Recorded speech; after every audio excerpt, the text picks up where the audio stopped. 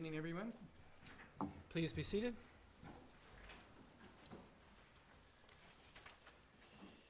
Council, unfortunately, Councillor Minions isn't able to be here in person tonight, but she will be here on the telephone. So you have to help me remember to ask for her vote and any comments that she may have. Before we begin our meeting tonight, I would like to briefly comment on last week's Exercise Coastal Response event. This event was Western Canada's first full-scale earthquake and tsunami response exercise. It tested various response plans and included the real-time deployment of provincial, federal, and local resources, as well as those of partner agencies such as the Canadian Red Cross and Vancouver's Heavy Urban Search and Rescue Team. The Alberni Valley Emergency Plan and Emergency Operations Center was activated during the exercise and brought together hundreds of staff and volunteers from across the Alberni Valley. This was an invaluable opportunity and one that I know will benefit our region immensely going forward. I would like to specifically thank Emergency Management BC and Minister Naomi Yamamoto for their investment and leadership in this exercise. I would also like to thank Mayor Josie Osborne and Russell Dyson of the Alberni-Clayoquot Regional District and all of our city staff who perform multiple duties as part of their participation. We look forward to reviewing the outcomes and lessons from this exercise over the coming months, information that will no doubt help us respond to the real-life emergencies of tomorrow.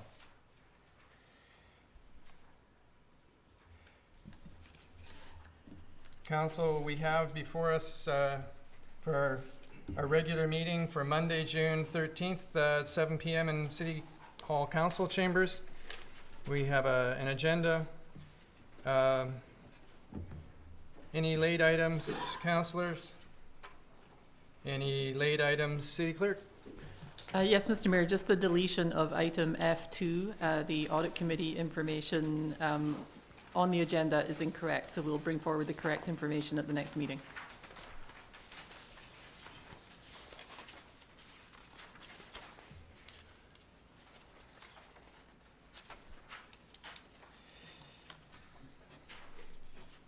Okay, thank you. Then, Council, a motion to approve the agenda with that one correction would be in order. I'll make that motion, Mr. Mayor. Second, Mr. Mayor. All those in favor? Carried. Thank you. Shari, are you in? Councillor Minions, are you in favor? Yes. Okay, I can hear that. Just put them on. Okay. And Council, we have minutes from the special meeting held at 1 p.m. and the regular Council meeting held at 7 p.m. on May 24th, 2016. Motion to adopt those minutes would be in order. I'll make that motion, Mr. Mayor. All those in favor? 4. Carried. Thank you. And this brings us to the public input period. It's an opportunity for the public to address Council on topics of relevance to City Council. A maximum of 4 speakers for no more than 3 minutes each will be accommodated. Does anybody wish to address Council? Yes, sir. Please come forward.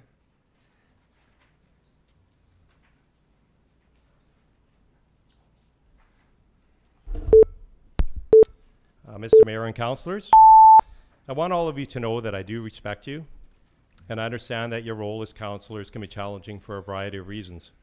I also want staff to know that none of the following commentary has anything to do with staff not providing me with some of the answers I've been waiting for. Voters didn't elect the staff, they elected councillors. Staff didn't go in camera to orchestrate the removal of Ken Watson from his role as city manager or publicly cite a consultant's report to justify rejigging the management structure. Council did.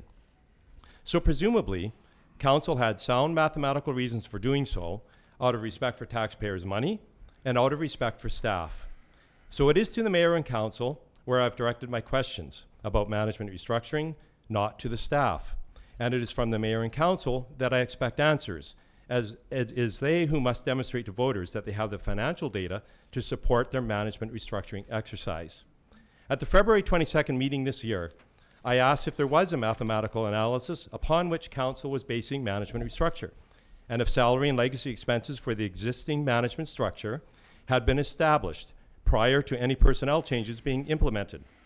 At the same meeting, Mr. Anderson said my question was reasonable and deserved a response from council, after which the mayor said it is an important question and that I would get a response in time. 7 weeks later, Mr. Anderson put my question to council again and requested a reply for the public. The mayor thought he had responded to my question at the previous meeting and referred to the city clerk for a reminder if that was the case, but that was the end of it. No further discussion was had, and council adjourned. Before elected, the majority of you telegraphed that voters needed a better paradigm of interaction and transparency between council and public, and that you'd provide it. Respectfully, I'm not sure this is happening. 16 weeks ago, I asked my question. There are 7 members of council. 16 times 7 is 112 person weeks, or the time equivalent of over 2 years for one councillor to provide one answer.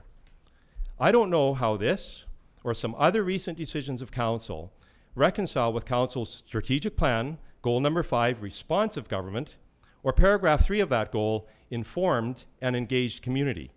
My view is that questions of council form an important part of the public discourse and should be dealt with by mayor and council in a timelier manner. If my questions to council were full of rhetoric or spurious allegations, I would understand how council may not be willing to engage me with deference. However, before I ask a question, I take the time to conduct research, analyze data, and seek information from staff and other government agencies. I consider all of the information gathered and then compose questions that, while tough and direct, are also fair, thoughtful, and respectful, and that communicate as clearly as possible what I am asking council. I understand this part of the meeting is not question period, so I'll come back later with my questions. For now, thank you for your time. Thank you. Okay. Somebody else wishes to address council? Next time, second time, anybody else wish to address council? All right, then council, that brings us on to our delegations. Our first delegation is our acting city manager, introduction of manager of human resources. Mr. Mayor, Council, I'm very pleased, Mr. Mayor, to introduce to you tonight our new manager of human resources, Krista Tremblay.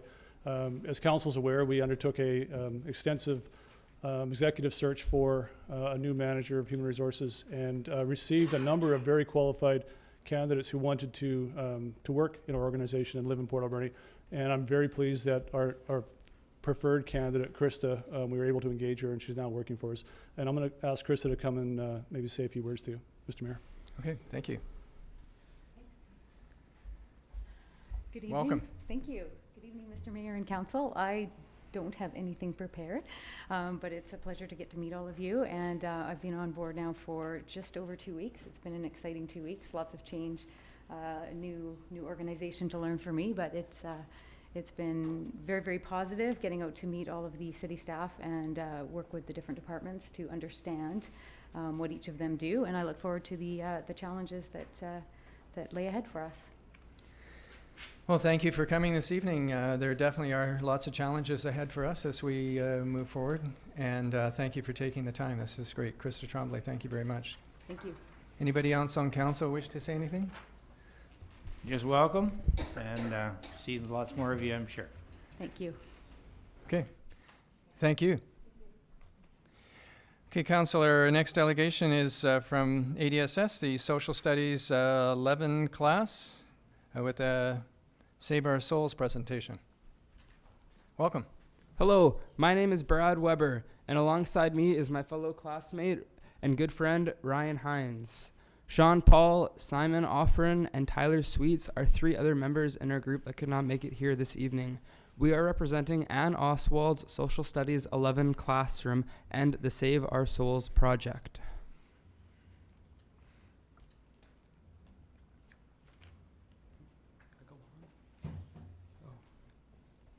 Our goal is to have the path along Bibney Street, which is across from ADSS and parallel to Bob Daly Stadium, renovated and paved with either gravel or concrete. The pathway is a complete mess. In the winter, it is a mud pit, and in the summer, it is a dust bowl. It is heavily used by ADSS students, track users, and pedestrians. Many pedestrians commonly bypass this walkway and use the road. This puts them at risk of vehicular accidents. But if they choose to walk on the path, they are at risk of slipping. In addition, those who walk on the path can get muddy footwear, which can track up Bob Daly Stadium and surrounding facilities, such as ADSS. Furthermore, this path is an eyesore in comparison to the aesthetics of the surrounding environment. What is the importance of this path? Primarily, the path is used by students, particularly immediately following school hours, and track users. Without a proper path, many are tempted to use the road. There are also numerous community events that occur at and around Bob Daly Stadium, including track events, the annual fall fair, dog shows, and Starlight movie night. Attendants may walk around the path and into the busy street during these events. Currently, the path does not meet the demand. We have previously discussed the project with Mr. Cison, the city engineer, and Dolan's Concrete. We have decided that it is the best course of action is to construct a concrete sidewalk. Using SketchUp, we made a rough pre-design. If concrete is chosen, the sidewalk will encompass a volume of approximately 16.5 cubic meters, not including any granule foundation. Additionally, to show support for the project, we handed out a petition to each class in ADSS. During the first block of the school day, within 1 hour, we received 340 signatures. Finally, here's a short video illustrating the traffic on the path after school hours.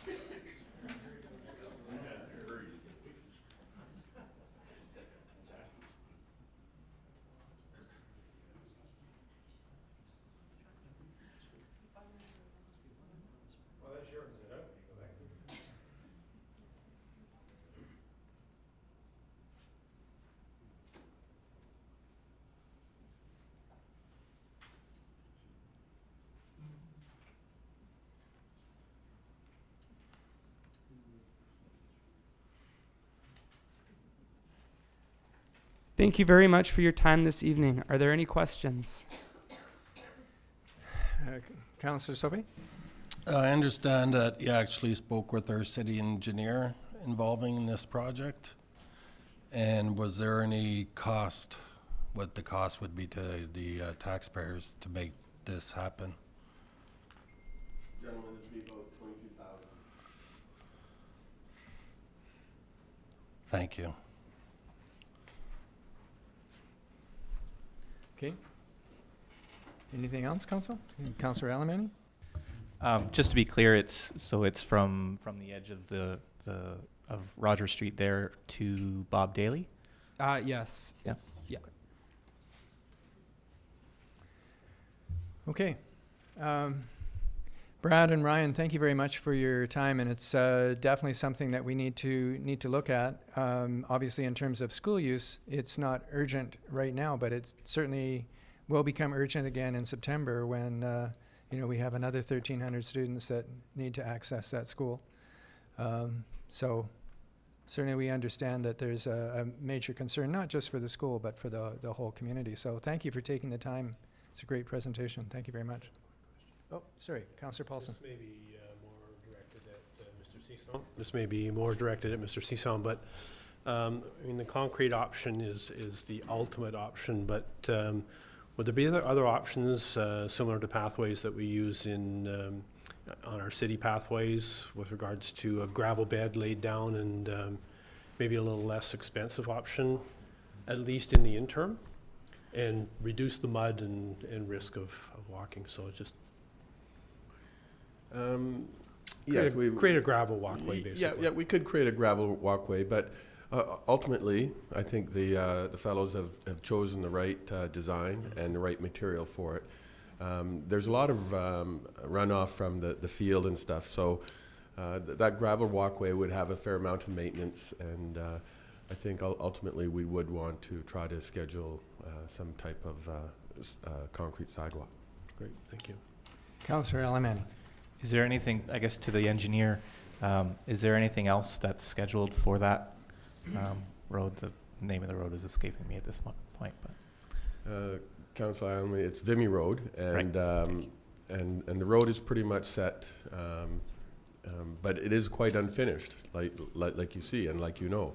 It is just a center strip asphalt road there, and I think it is appropriate to look at a plan to concrete that sidewalk. Okay, thank you. Councillor Sauvé. Just a secondary question to our city engineer. Now, obviously, we have a lot of priorities when it comes to the sidewalks and the streets and all that. That's, I would say, more urgent and security-wise. But do you have room within your own budget without affecting other budgets this year to getting this project ahead? Mr. Mayor, we do have a new concrete sidewalk replacement budget in our operation and maintenance budget. And we could take a look at where we are with that particular budget for this year. If not, I would suggest we would look at it for the following year. Thank you. Okay, Councillor McClellan. Yes, Mr. Mayor, I'm just going to make a motion that we refer this to the engineering department to look at in the budget for next year. I'll second that, Mr. Mayor. Okay, are we ready to vote on it, Council? All those in favor? For. And yes, I heard a little four in the background there. Thank you. Once again, Ryan and Brad, thank you very much. Well done, guys. And next delegation is Wayne James.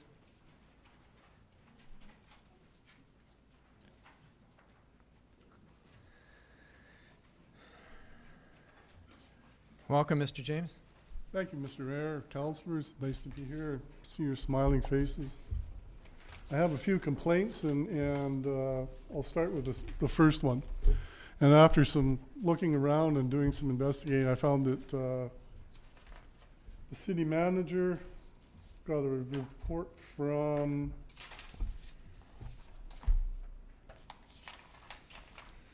Scott Smith, your city planner. And it has to do with renaming the streets in Ord Alberni with the Stamp Avenue issue. And in the background that he gave, it states right there that all the names were historically valuable, and they were from our very beginnings here with the Anderson Mill and the first settlers in the valley. And it is going to be at some cost to somebody to do this, including the taxpayers as well as the people involved. I just think it's an issue that doesn't need to be looked at. The names are just fine. They work for everybody. I've never had any problem telling people where to go in this town when they ask for direction. And I don't see that it represents that big of a problem of telling tourists where to go.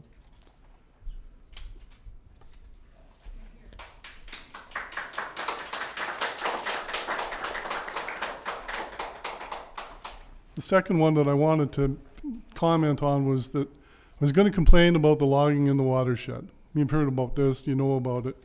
Then I did some research and I found out that you guys have signed on to the Blue Dot Declaration of a Right of Healthy Environment. Well, okay, that's really good and fine. I'm glad to finally see that the city's taking a step forward. The question that I would have is, what is your next step in actually doing something about logging in the watershed? And you can answer that question later. The real reason I'm here tonight has to do with the Canal Beach decision. I think it's not the correct decision to be made. I don't think the people that made the decision even considered that there might be some impact on neighborhoods in the area, which I can tell you that there will be. I live on Mallory Drive, and I've seen the increase in traffic since we put Canal Beach in. And I'm really glad that we did put Canal Beach in, and we need to expand Canal Beach, not limit it and sell the property to a company that we leased it to. We had to get it back from that company. Now we're going to sell it to them so they can't do nothing with it for 3 years. To me, I thought it was too rushed, a decision to be made just by this group of people alone. I don't believe there was consultation with anybody and with the stakeholders involved, such as myself, who lives on Mallory Drive, and a few other people. There will be disruptions, there will be more traffic, there will be noise, and I think we should be afforded the same luxury as the people along the Gertrude Stamp Avenue, where you were going to leaflet them and tell them this is what we're planning on doing. But none of that was ever considered. At least I never got any notice that you were considering doing that. This council seems to have moved in the wrong direction with our waterfront. We need to claim more beach back from industry. Canal Beach is very well attended and used every day, I can tell you that. I try to make it there myself every day. I don't believe that keeping that land industrialized is the way to go. We need to expand that, even if we don't touch it. We just leave it for the future. Selling it's a bad idea, leasing it was a bad idea, and I think there's many other options available for down there. I understand all the deal about the brownfield sites and the commitment to Western Forest Products and with the agreement and all of that, but there are ways around it, and I'm sure we can negotiate something. I'm asking, please reconsider before signing that sale. It needs to be done. I mean, people need to be included. Thank you. Appreciate your time.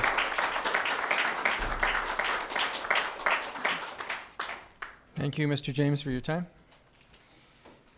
And council delegation from Thunder in the Valley.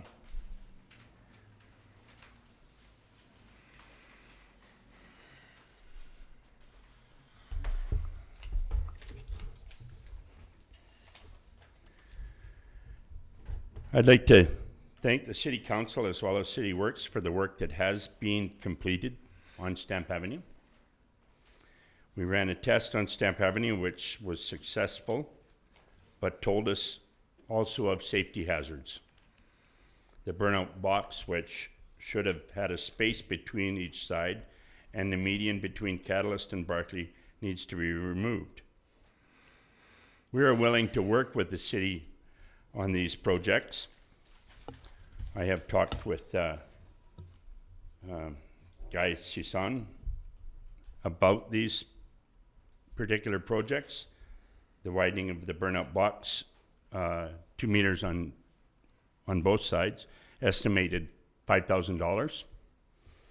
The removal of the next section of median, which I do believe should have been taken out in the beginning, up to the Barclay entrance, estimated at $25,000 for excavation, trucking, grinding, paving, flagging, and line painting. And also, we had asked about grinding off the crosswalk white paint, but we figured now that really they ran on it on the test run, so it won't be too big of an issue. So we've sort of taken that out of there because it's a fairly expensive thing for just to remove them little markings. And then tree limbing and brushing and clearing for the spectator sight lines was estimated at $1,500. With all that work back there, we have a total of about, actually once we take $2,000 off for the crosswalk, about $31,500 worth of work to be done still.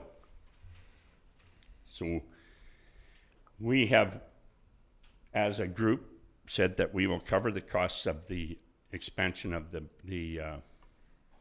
burnout box, and we'll also cover the costs of the limbing and brushing of the tree area, which will make that area like a park-like setting. It's on the right-hand side. For anybody that doesn't know, on the right-hand side after the train tracks, there's a grassy area and then some trees. And we just wanted to brush out underneath them and limb them up so that, you know, cleaned it up a bit so we could see and put spectators in that area.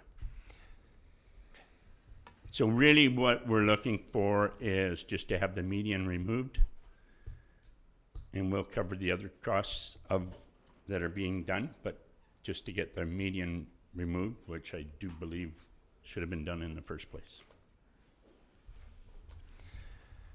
Okay, Councillor Sobey? I'm just getting a really bad case of deja vu. So, at the beginning of this project, we asked our taxpayers, and I'm all in belief in stimulating our economy within the city with initiatives such as the drag races and all that, and putting money into it, investing, especially for commercial commerce, to help them out. So, I have two questions. One is, how much would you be asking more from the city for the removal of the medium? Do we have a cost for that? Or is that part of the 31,500? That's part of the 31,500, yes. Okay, and that would be to remove the medium itself? Yes.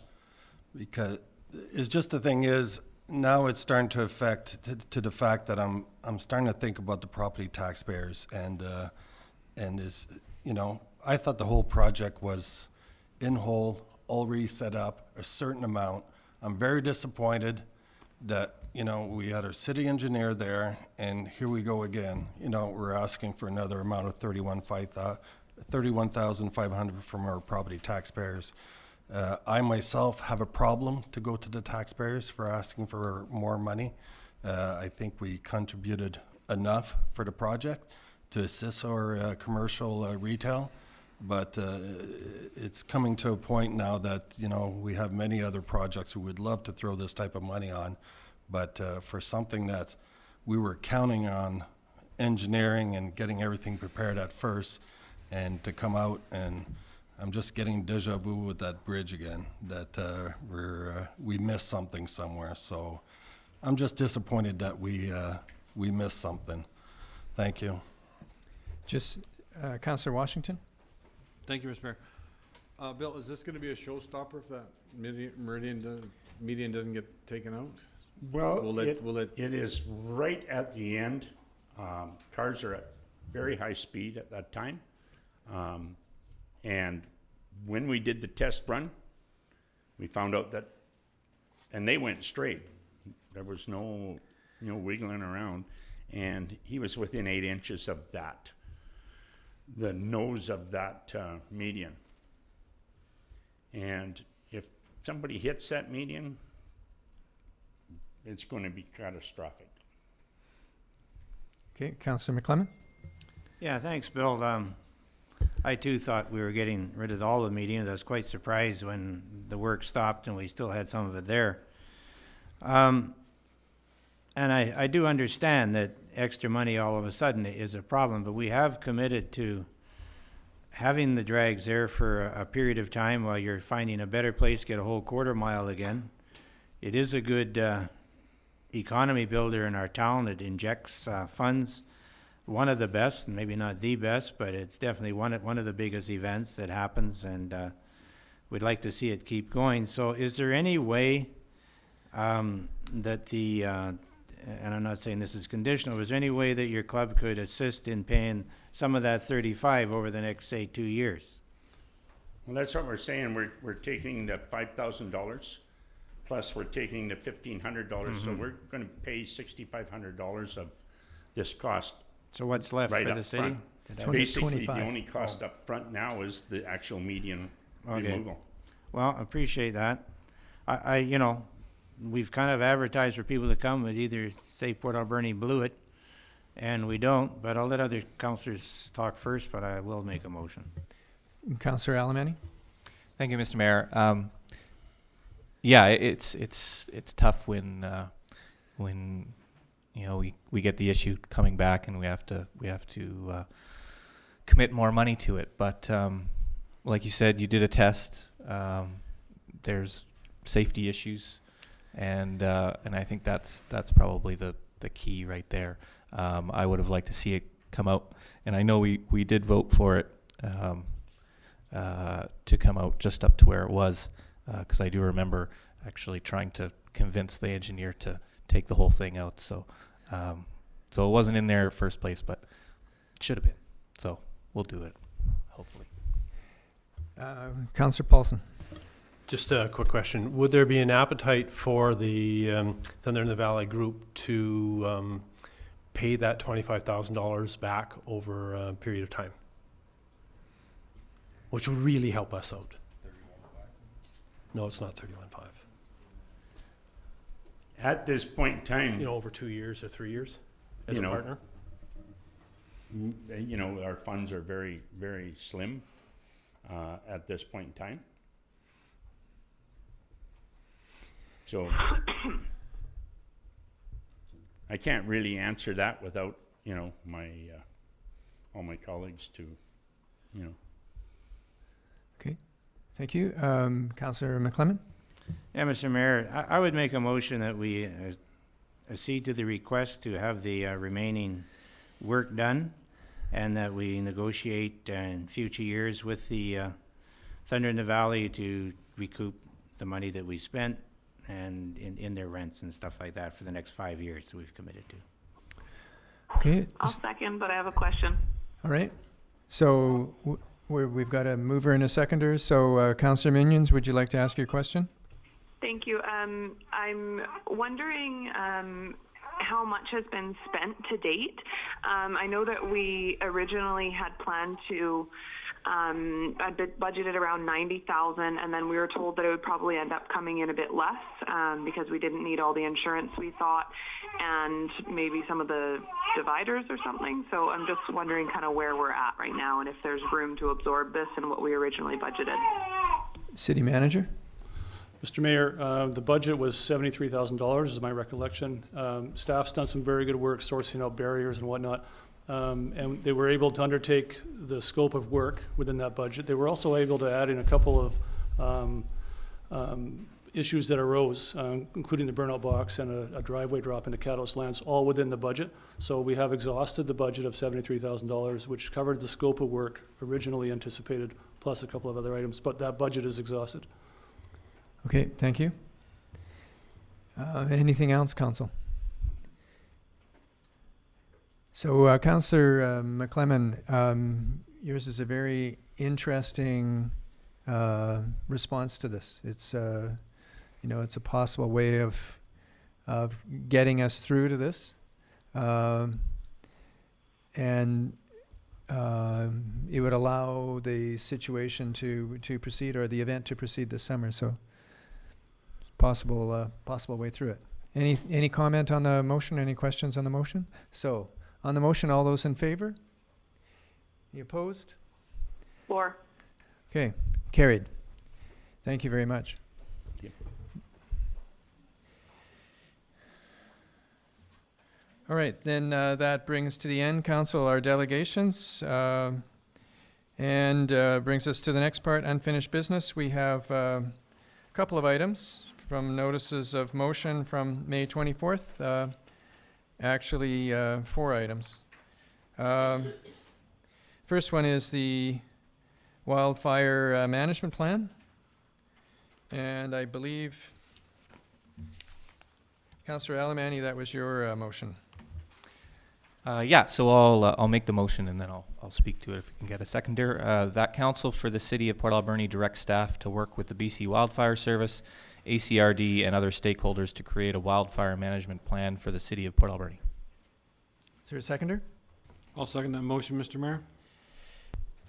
Councillor Paulson. Just a quick question, but is the regional district and the city not already working on this plan? Yeah, Just so curious. Yep. So the reason this came up for me was out of a discussion that we had at the Air Quality Council with the BC Wildfire Service, and we were talking about last year's events and this year and all that kind of stuff, sort of from a smoke perspective, but also from a preparation perspective. I asked the question then whether the city had a plan, and of course the ACRD does, and the city participated in that plan. But the city itself, within city limits, to my understanding and to the Wildfire Service's understanding, was that we didn't have a plan within the city itself. So my concern was around our wilderness parks, the ravines, and some other issues that may not necessarily have been in that plan with the ACRD. There's a whole raft of recommendations that have never sort of been followed up with from the ACRD plan. So I think there's ways to bring that forward. But I would like to see something as well that's city focused within our borders. So I think this motion kind of captures it, where we can work with the ACRD, work with that plan, and then if needed, if we need to augment it with our own. There's lots and lots of grant money out there right now, both for planning and for implementation of any of the recommendations that might come out of it or are already there. Just wanted to make sure we're not duplicating something. Yeah, I don't want to duplicate. Yeah, for sure. I do believe that one of the directors of the ACRD is in the process of applying for grant money through the UBCM to address this very issue. I don't know, City Manager, if you wish to comment at all? Yes, Mr. Mayor.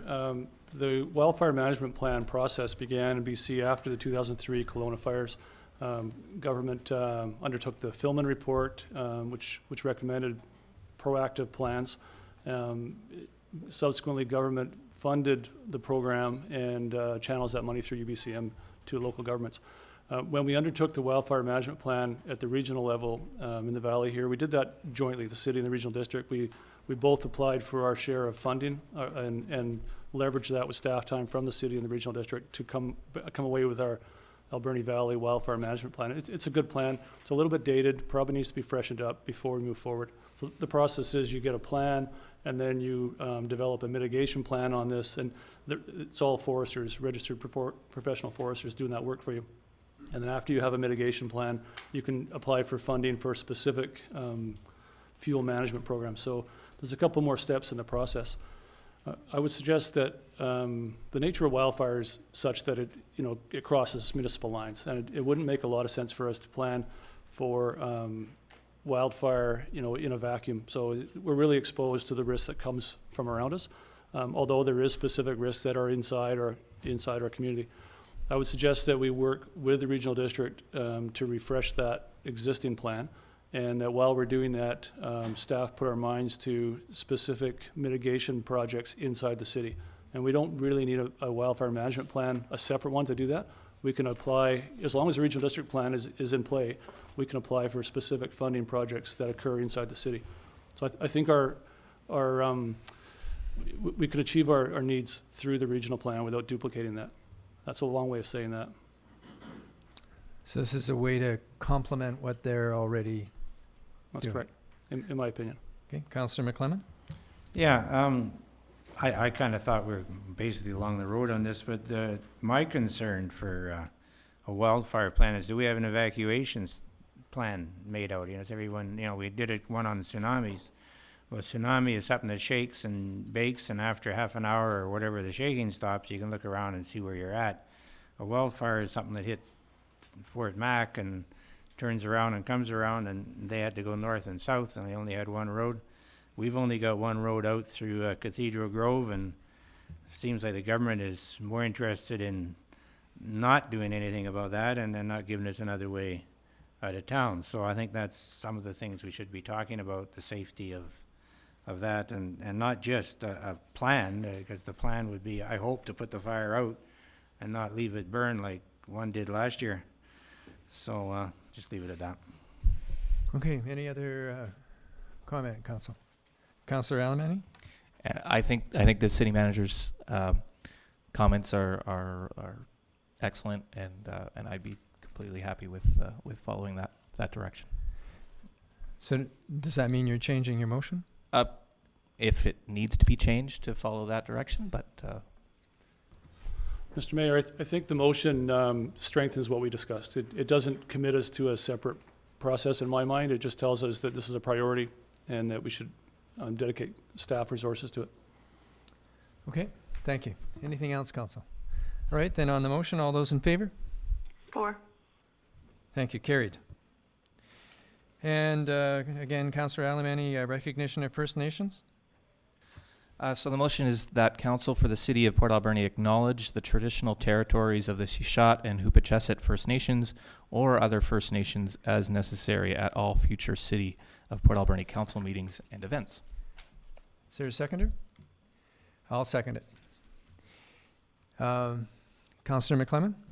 Yeah, I have a question. We do this at the regional district, and the regional district is unorganized, and I'm wondering if we do this as a municipality, if we should actually just be recognizing the fact that our municipality is within that territory, the area of their territories. Yeah, I think that's basically what we would be doing, is acknowledging that any meeting that we're having or the city itself is within those territories. But the municipality as a whole is there. I just have a bit of a problem in my mind differentiating like traditional territory, municipality, and unorganized areas around it. That's all.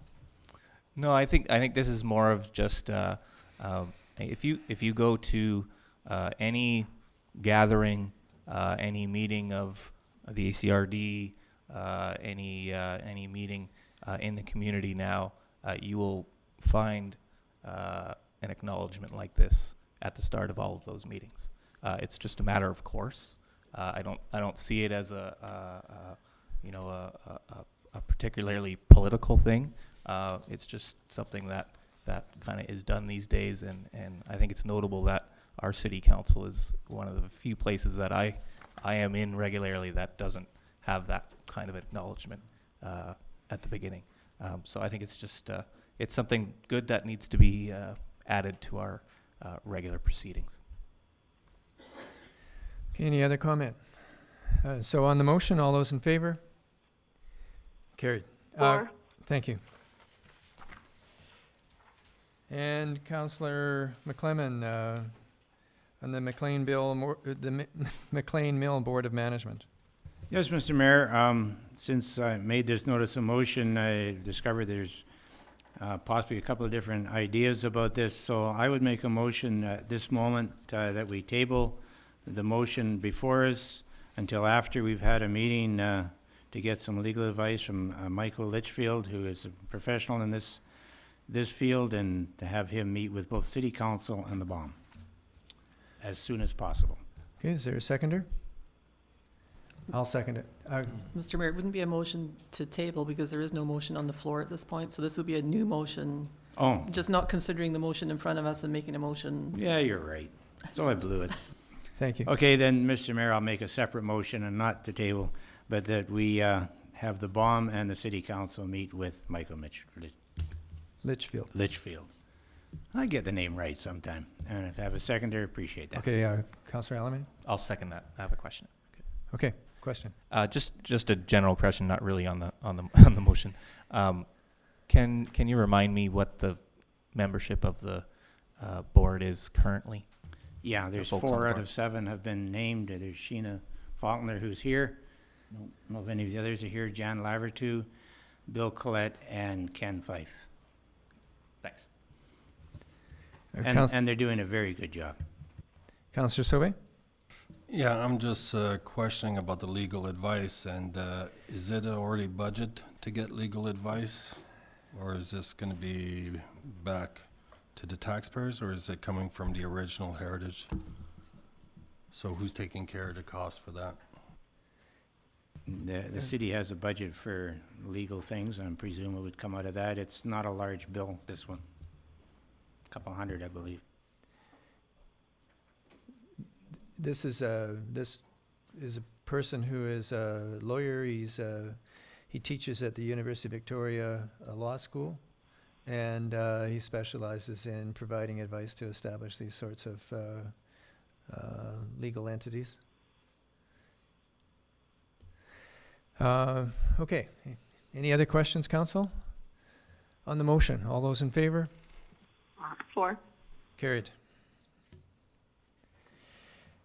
And we have from the city planner a report on the possible street renaming.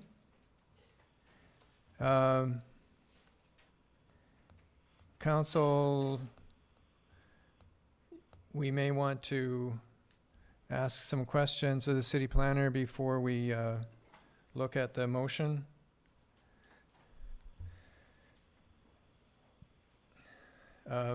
City planner, thank you for your time and your quick response on providing this report. I just need to ask, for me, one clarification. The estimated cost of $5,000, would that be for a sign on where every current street name is? So our street superintendent, there'd be 46 signs that we would need to replace, and those are primarily at our intersections along, that's between Gertrude, Stamp, and Third. It's quite a long roadway, and you would typically have street signs at most intersections.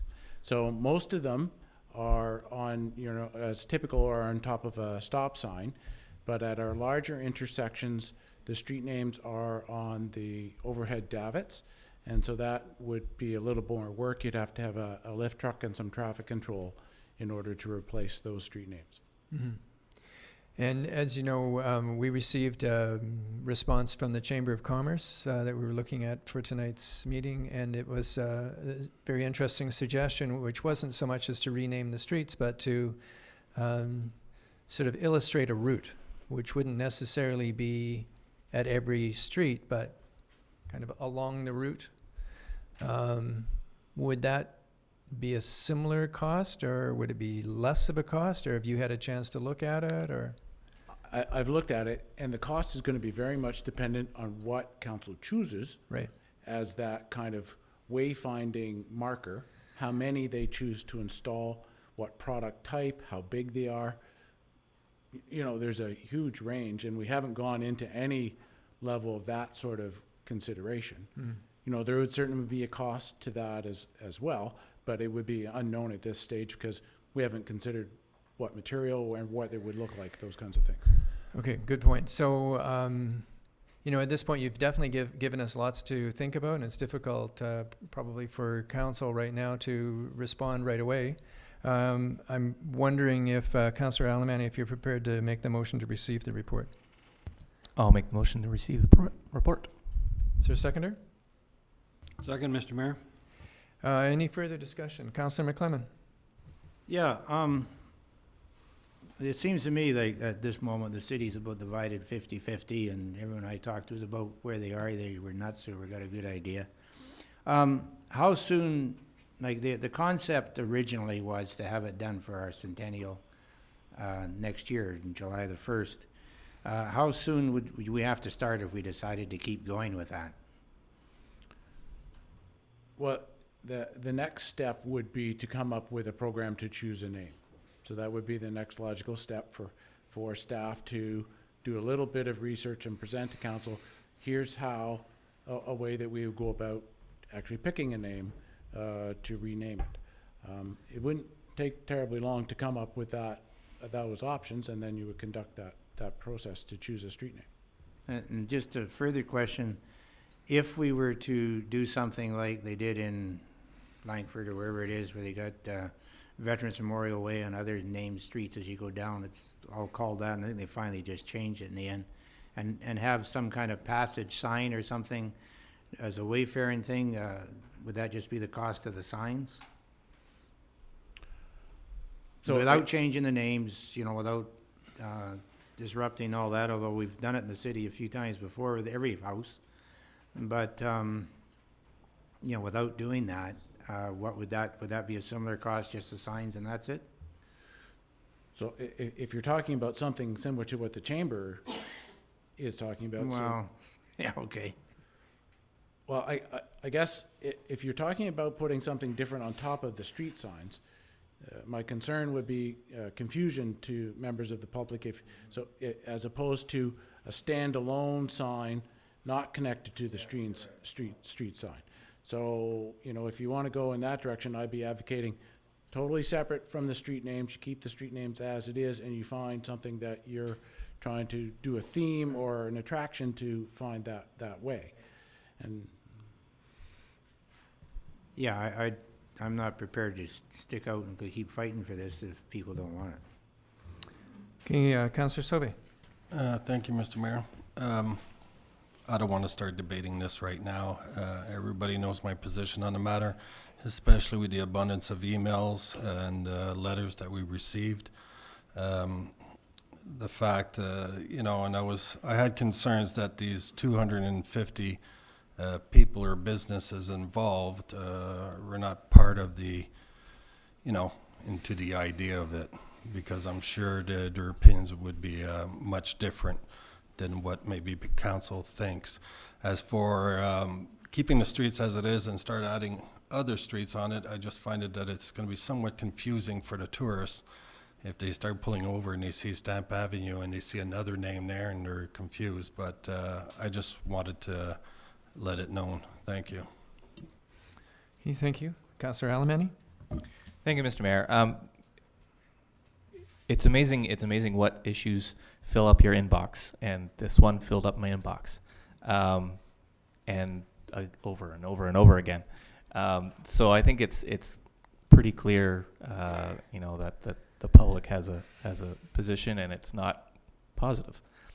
So I think it's hard because I see the value of having a roadway that truly joins the community, and I still see the symbolic value of doing that next year on the anniversary of the two cities coming together. But that said, the inbox doesn't lie, so I guess you just got to go with what you got to go with. So we'll leave it there. Councillor Paulson. Just along the lines that you're on there too, this has created healthy debate, and probably we hadn't intended for it to get that heated, but I think what's come out of this is some other creative ideas. And the chamber idea is a little gaudy. I wouldn't really want to go that, but there probably are other creative ways that people have come forward to delineate that major causeway in our city, and it could be a way of getting people to the Harbor Quay and to the train station, and it could be a themed type of thing without changing the names. It's not a hill that I'm prepared to die on, but I think it's kind of a neat project that we could look at creative ways of identifying that causeway. And there's been some pretty neat ideas come forward that wouldn't entail changing the names. So, thank you. Okay, I believe everybody's had their chance to say their piece. Councillor Minions, do you have anything to add? I guess just that, I thought this would be a fun, positive thing for our community, but it doesn't really sound like at this point the community wants it, and it's not something that I think was ever, a big enough issue for us to move forward with at this time. So that's sort of where my thoughts lie right now. Okay, so on the motion to receive, all those in favor? 4. Carried.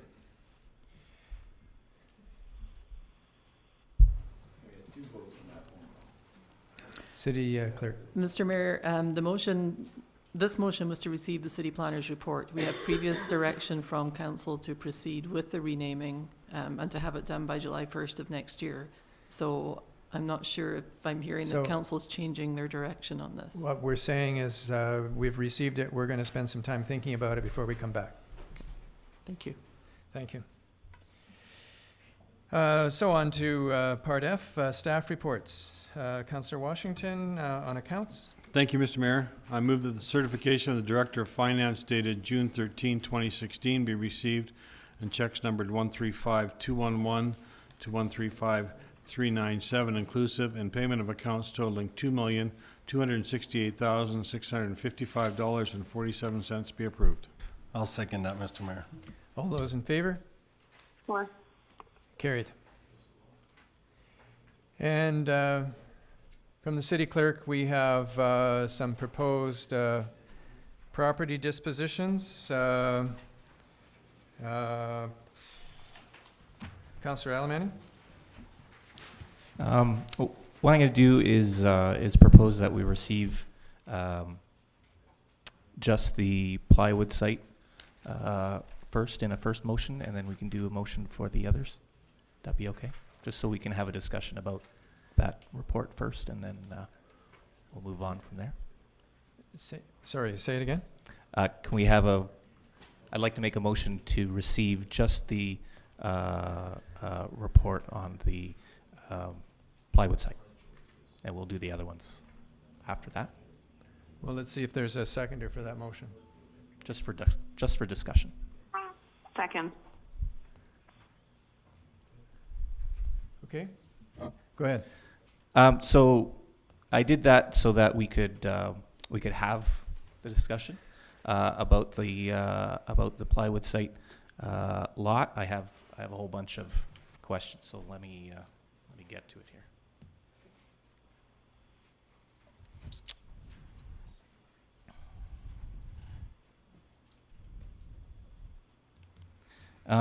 So I'm just going through the agreement itself, and this is kind of the first time that we've gotten a full look at it. So I have just some questions that I'd like to ask, I guess probably the city clerk and the manager, just so I can get a better idea, kind of how it all goes through.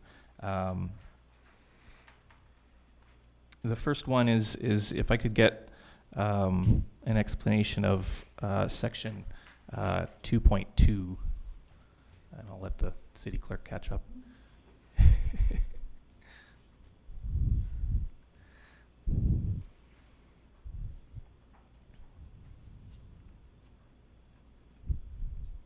So the section is, it says in section A 3, the deposit with interest will be repaid to the buyer if the city is in default of its obligation to sell the lands under this agreement, and that default is not waived in writing by the buyer.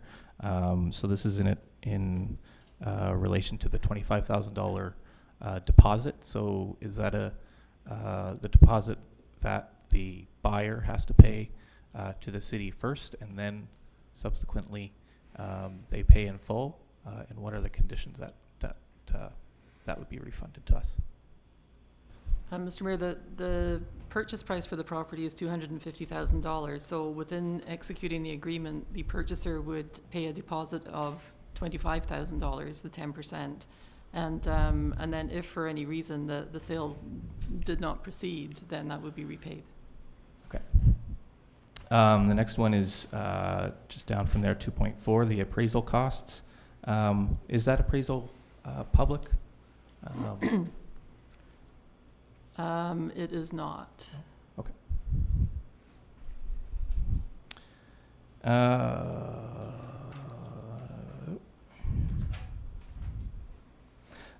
So down at 3.2B, dealing with the water lots in front of the site. So the agreement requires that the Port Authority lease the water lots to Canadian Engineering within 90 days, or the agreement is terminated, correct? Mr. Mayor, there's a 90-day timeline for the purchaser to be satisfied that the property is going to be suitable for his needs. So once we enter into the agreements, there's still a 90-day period of time for the purchaser to do his own due diligence. Part of that will be entering directly into the leases for the foreshore part and the water lot, which they have been negotiating directly with the Port Authority for. And if those leases are not signed as yet, I think they're probably very close. Thank you.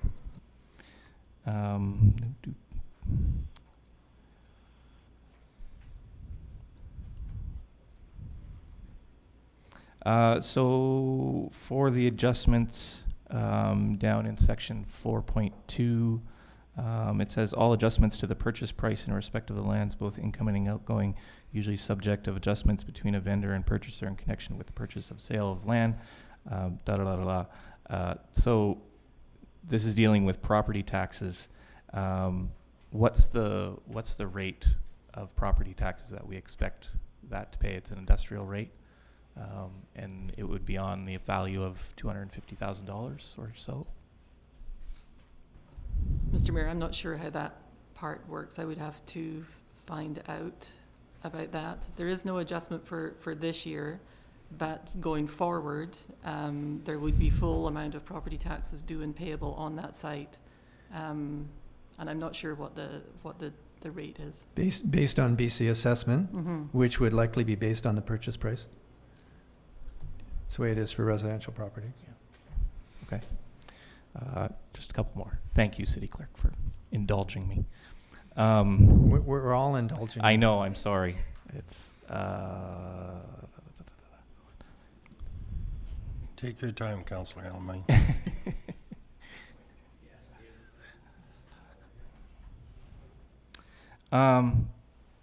The 5.5, survival of the city's representation and warranties.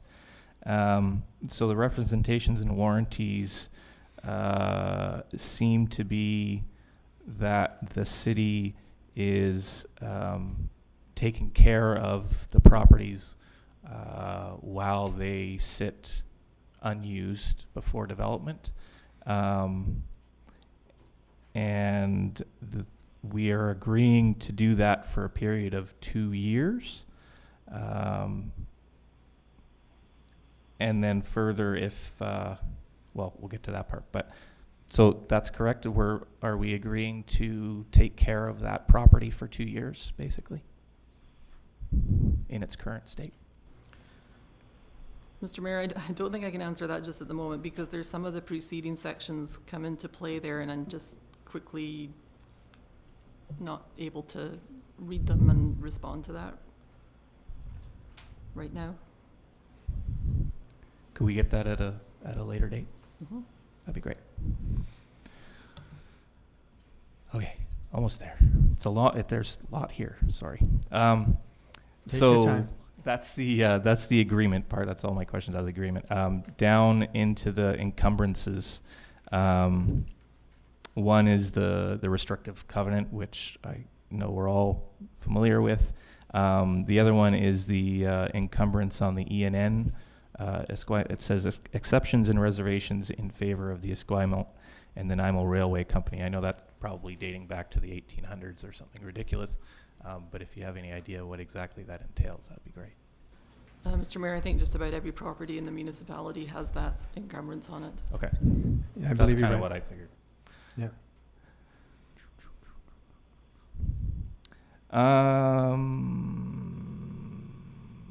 Construction in the development covenant. So this is the covenant that requires a development of at least $500,000 by the third year.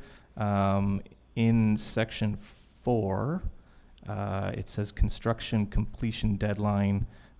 So the building, just to be perfectly clear, has to be built and occupied by, let's say if we signed it on July 1st this year, it would have to be built and occupied by July 1st, 2018. Sorry, 19.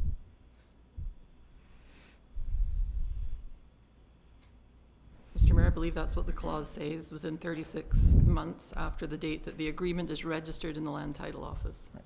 Okay. And in that, oh no, past that. In the option to purchase,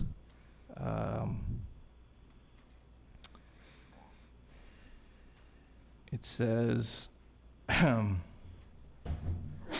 this option agreement is evidence that in consideration of the transfer of the lands from the city to the owner, payment of $1 paid by the city to the owner and other good, and valuable considerations, the receipt and sufficiency of which the owner hereby expressly acknowledges the owner in the city covenant and agrees to the following, blah, blah, blah.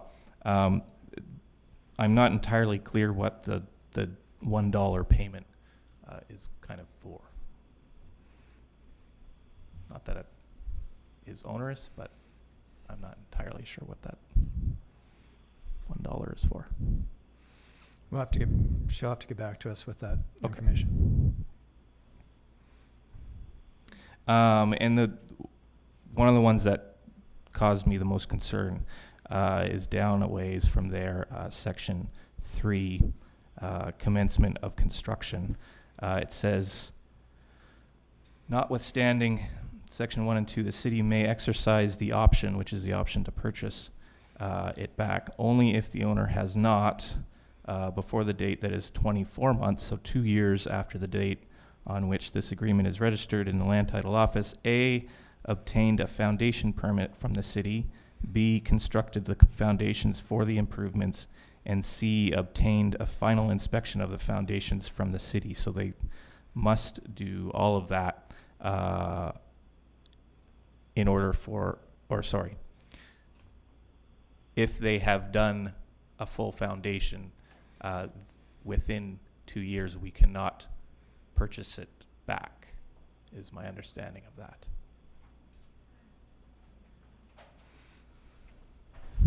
Mr. Mayor, the agreement calls for if there is no construction on the property within the 3 years, the city would have the option to repurchase the property at the original price. If there is construction on the land, then that price is potentially might look somewhat different. Because of the investment. Because there is some investment on there. Okay. So is the limitation there is more on the price, or that we cannot purchase it at all, is kind of what I'm wondering.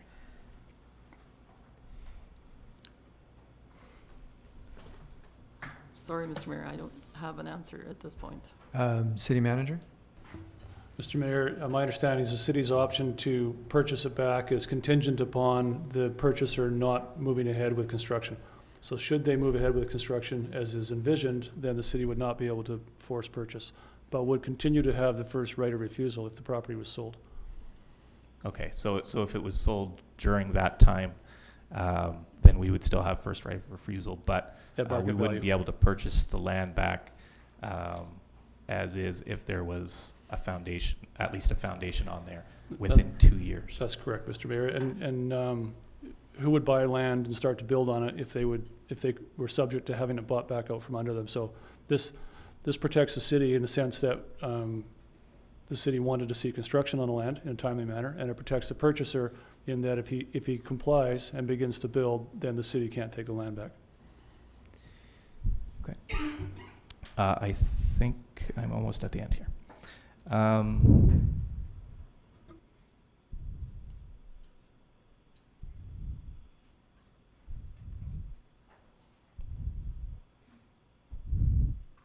It's a lot of scrolling, sorry.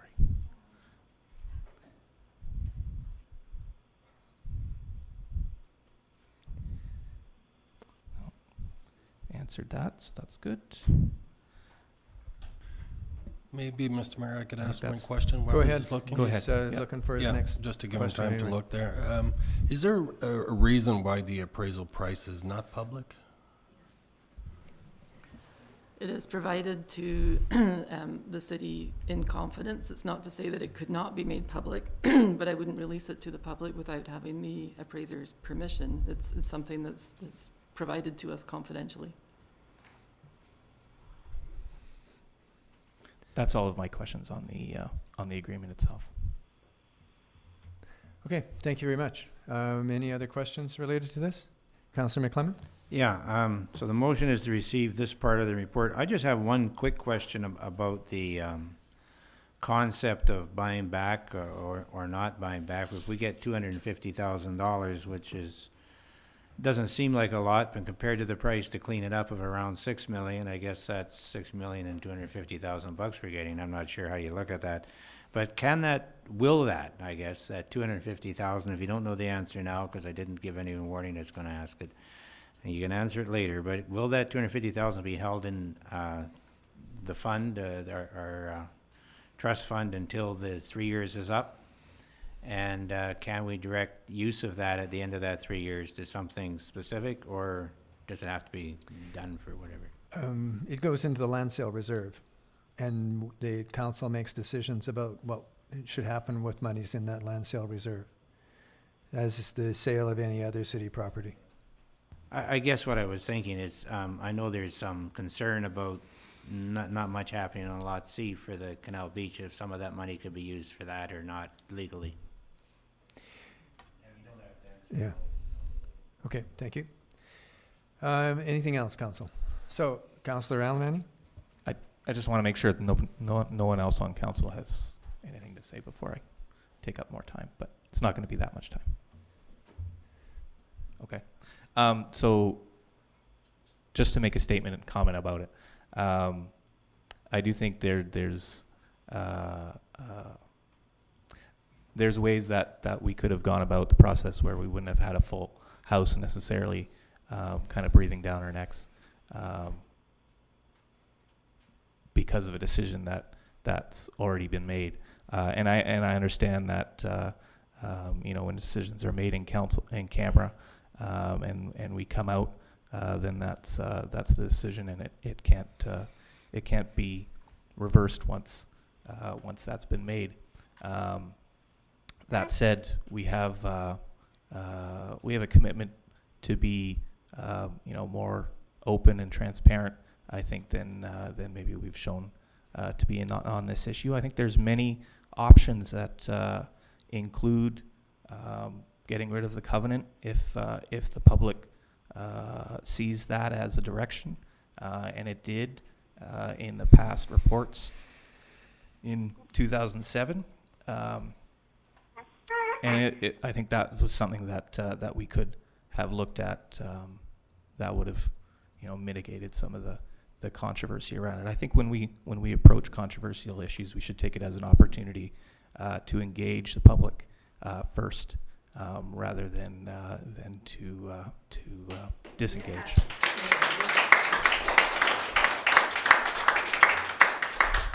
So that's my comment on the issue. I sincerely hope that we can see that property developed as it moves forward with Canadian Maritime Engineering. We'll see where it goes, but just something to think about in the future. Thank you, Councillor Alberni, and but we note that you were part of the process right from the beginning as well, just like everybody else. This is a council of 7, not a council of 6 minus 1. Okay, on the motion to receive, all those in favor? Councillor Minions? 4. Thank you. Carried. And which then brings us on to the other property dispositions. A motion to receive those would be in order. So moved, Mr. Mayor. Is there a seconder? Any further discussion, Council?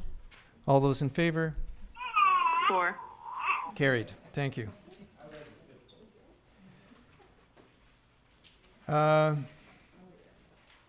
We have UBCM Council, UBCM meeting requests. We have a report dated June the 2nd requesting direction regarding meeting requests with Premier Clark and Cabinet Ministers at the upcoming Union of British Columbia Municipalities by July 4th. So we've got a couple more weeks in order to get any requests in. Councillor Minions, do you want to make that motion? Can you see it? I can't quite right now see it. All right. Okay, Councillor Paulson, how about you making that motion? That the Deputy City Clerk Communications Coordinator's report dated June the 2nd, 2016 be received. Is there a seconder?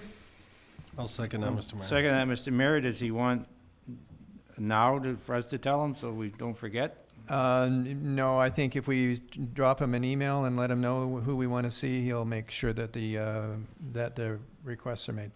Providing the emails are working, thank you. Okay. All those in favor of the motion? Carried. 4. And from the Director of Finance, the Strategic Community Investment and Traffic Fine Revenue Sharing Funds Plan and Progress Report. We have a report dated June 13th, 2016, providing a report summarizing where the Strategic Community Investment and Traffic Revenue Sharing Funds were applied, the intended uses and the targets. A motion, Councillor Sauvé, would you like to make that motion to receive? Thank you, Mr. Mayor, that the report from the Director of Finance dated June 7, 2016, and the 2015 Strategic Community Investment and Traffic Fine Revenue Sharing Funds Plan and Progress Report be received. Is there a seconder? Second, Mr. Mayor. Any discussion? All those in favor? 4. Carried. And council, also from the Director of Finance, final Climate Action Revenue Incentive Program, the CAREP report, dated May 20th, 2016, providing the final report for the year 2015. Councillor Alberni, you want to make that motion? That the report dated May 20th, 2016 from the Director of Finance be received and Council for the City of Port Alberni approve the final report as produced under the Climate Action Revenue Incentive Program for the year 2015. Is there a seconder? I'll second that, Mr. Mayor. Any discussion? All those in favor? 4. Carried. And from the city planner, Senior Housing Stakeholders Initiative, we have a report dated June 6, 2016 to consider allocating $10,000 budgeted for a seniors housing initiative to the Alberni Valley Community Stakeholders Initiative. Councillor Sobe, would you like to make that motion? Thank you, Mr. Mayor, that the report from the city planner dated June the 1st, 2016 be received and Council of the City of Port Alberni contribute $10,000 to the Alberni Valley Community Stakeholders Initiative for part-time committee coordinator to complete the following. Number 1, form and operate senior housing stakeholders group. Number 2, provide a report to City Council on the progress of the senior housing stakeholders group by January 2017. Is there a seconder? Second, Mr. Mayor. City planner, can I ask a question, please? And I know I can see a few other questions. City planner, does the city have any prior history with turning this sort of money over to another group? Or I don't mean necessarily $10,000, but contributing to another group to hire staff for another group? Is this the first time we've done it, or is it, or do you know? I'm not sure whether we have done that before. I mean, the city certainly has a role with the Alberni Valley Stakeholders Community Initiative. Both Councillor Alberni and I and others attend some of their meetings. This is in conjunction with money that they've received from the regional district for this committee coordinator.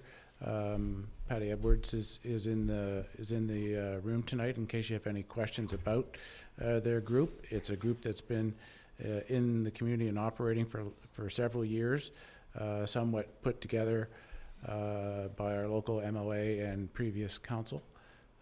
It's a potential use of that money, building upon money they've also received from the regional district to try and move this forward.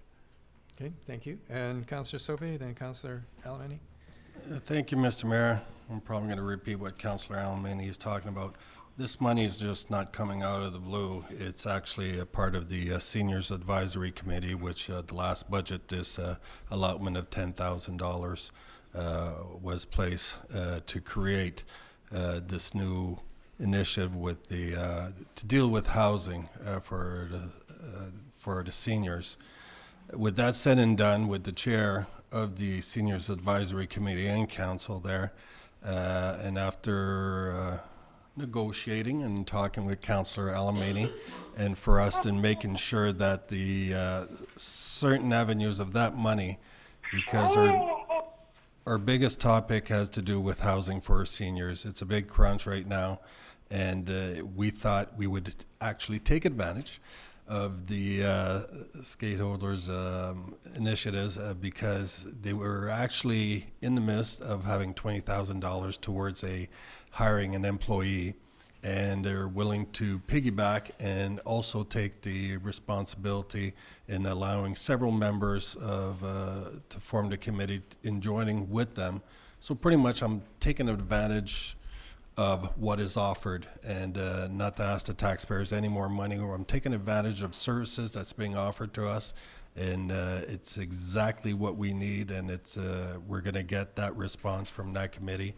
And again, any other questions, Patty Edwards? I just want to let you know that the $10,000 just didn't came out of nowhere. It was already budgeted in with the Seniors Advisory Committee. Thank you. Thank you, Councillor Alberni, and then Councillor McClellan. Thank you, Mr. Mayor.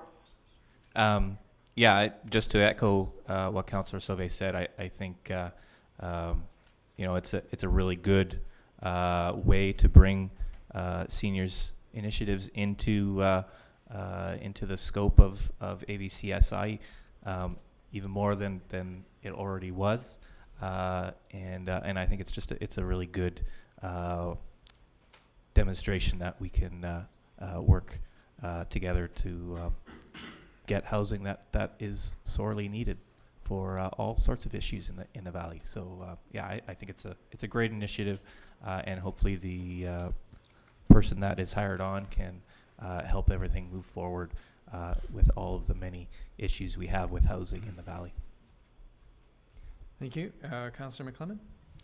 Yeah, I have several questions. What exactly is meant by what is said here, I guess?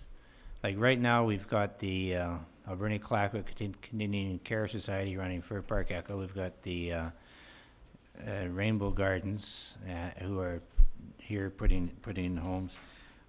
Is this group, what is the role of this group? That the fear is, and maybe Patty could answer the question, I don't know.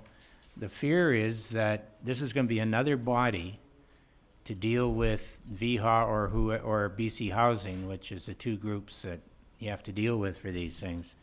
And it's just another body to be considered, but it's not going to be assisting what we're needing. So I would like to know, what is this about? And if, like I say, if Patty knows, that's cool, because the Community Stakeholders Initiative has been good. It was started by this city council several councils ago with the MLA and his office. And this does confuse me, what exactly they want to do. Councillor Sauvé, do you have a response for that? In response is, I guess Councillor Alberni and myself did a good job in explaining, so I would invite Mrs. Patty Edwards up to the podium here, and maybe she could explain something that we missed. Thank you. Okay, thank you for this opportunity. The Stakeholders Committee right now, in the last year, we completed our new study and our homelessness plan, and what the study showed was we need to bring, we've been for the last 8 years, a committee mainly of nonprofit providers of low-cost housing for people and ministry representatives. And the findings of this new study, that it was a year in the making and community consultation and all this, said that affordable rental housing is in a crisis stage in the community. Seniors housing is part of that. In particular, they need like one-level housing that's handicapped accessible, and we have very low amount of housing in that field.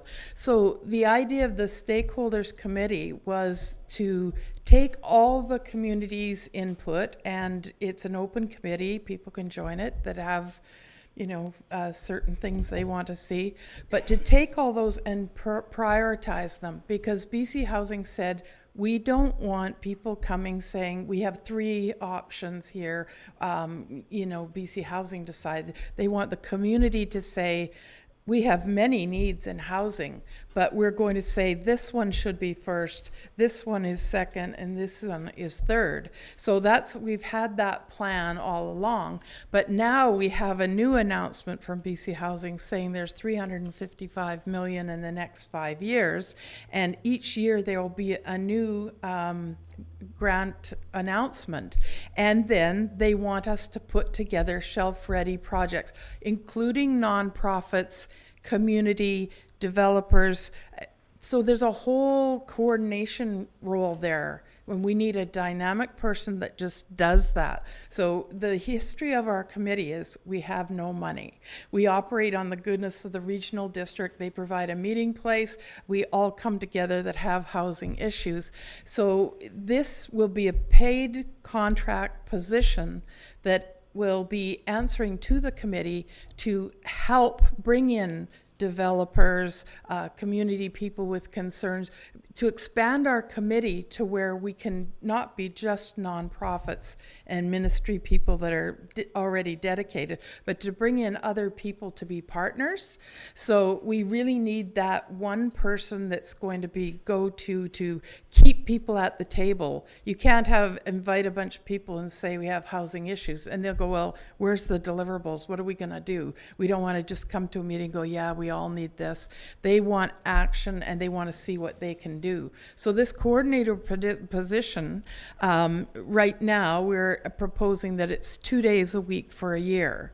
And we have an office space for them, and we feel that that's going to give our committee the ability to build our capacity to do this work so that we have shelf-ready projects that are appropriate and they've been vetted. So it's not sort of each one saying, no, I've got a better plan, I've got a better plan, because we have to be organized for BC Housing. And we have to demonstrate that the city's on board, that we have nonprofit. They want nonprofits to deliver the housing, but they want to see that what we have to go with that plan before the province will put their money in. And this coordinator can do the federal part, the provincial, getting all that worked. It's quite a research project, and it needs a dedicated person to do that. So we're happy to involve seniors' issues. Their housing issues have been on our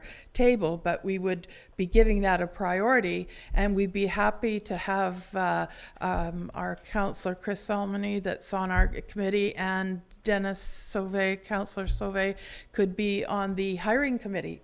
So we're happy to report to the city, and we're happy to have your input on who's going to do this job. Okay, thank you. Councillor Paulson? Just a quick question. So who is sitting on the committee currently? Do we have full input from stakeholder groups within the community, like for Park and Echo? Well, they're nonprofits, but they're funded through VHA, so they don't get BC Housing money. We're talking about affordable rental housing that is not, I mean, it is a health issue, housing, but it's not getting funding from VHA. BC Housing would provide the financing.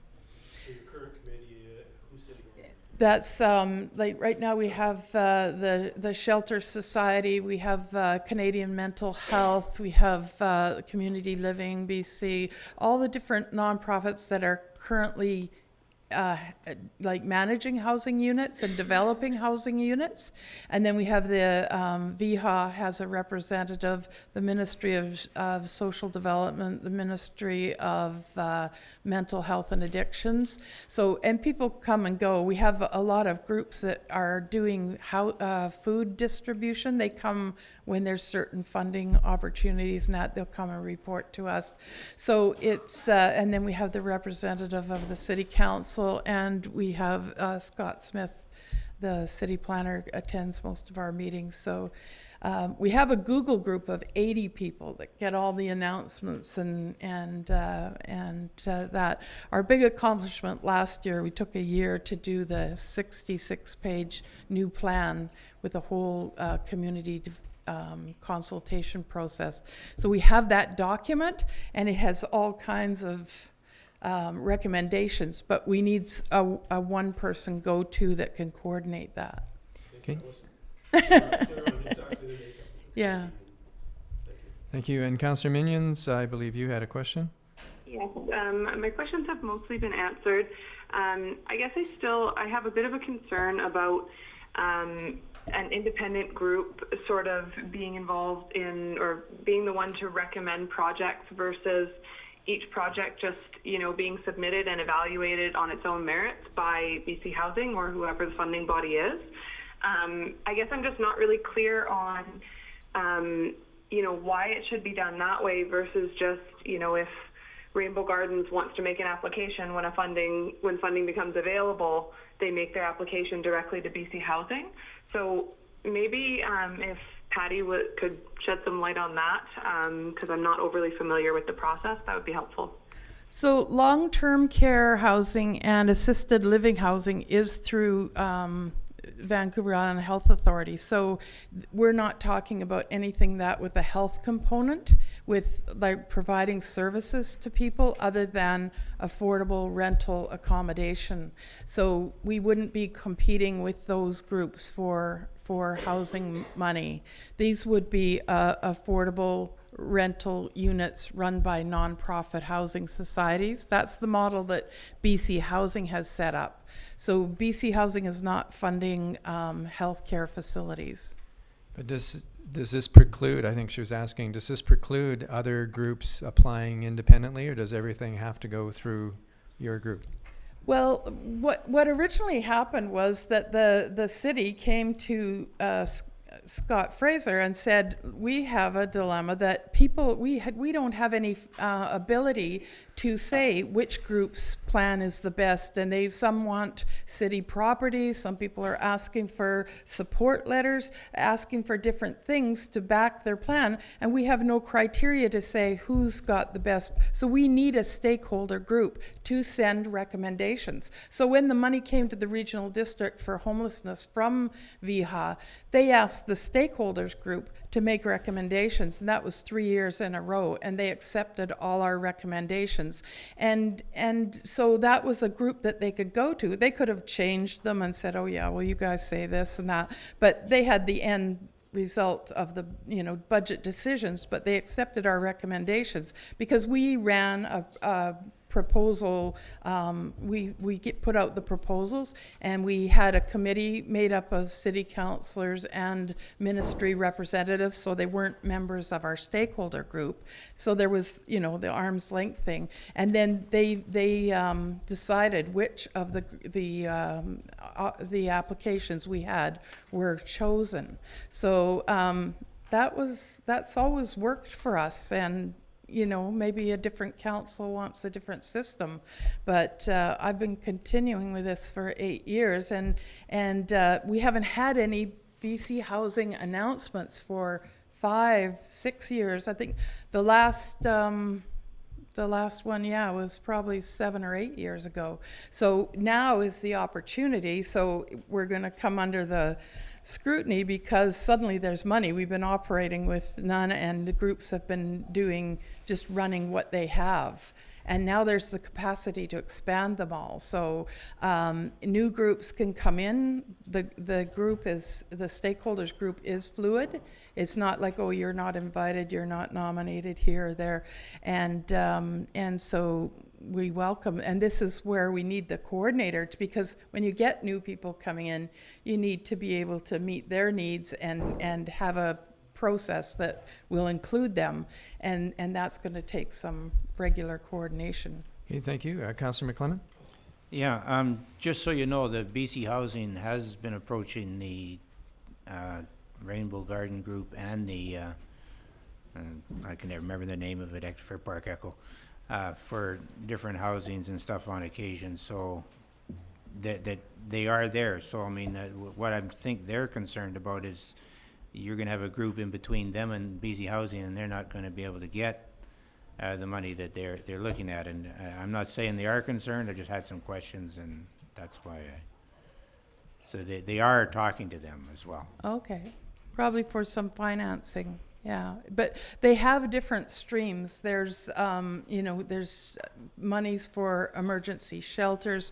There's money for affordable rental, and then there'd be money for assisted living. We wouldn't be competing for that money. Okay, thank you. So I believe we've asked all the questions then. So council, on the motion, all those in favor? Or It's Carried. coming out of our budget. Carried. Okay, thank you. We have from the Director of Community Services, Community Investment Program, 2016, a late request. We have a report dated June 6th requesting approval from the Portal Players Dramatic Society for $50 in-kind grant through the Community Investment Program. Councillor Paulson, you prepared to make that motion? That the report from the Director of Community Services dated June the 6th, 2016 be received, and Council for the City of Port Alberni approve the request from the Portal Players Dramatic Society for an in-kind grant of $50 for the permit fee to close the sidewalk on 4th Avenue, on the 4th Avenue side of the Capitol Theatre during the mural painting hours. Second, Mr. Mayor. Any questions? Well, the Councillor only McLean? question I have, Mr. Mayor, is does everything have to come to council for $50, which is just waiving a permit fee for shutting down a sidewalk? If it does, fine, I'm just curious. City Manager?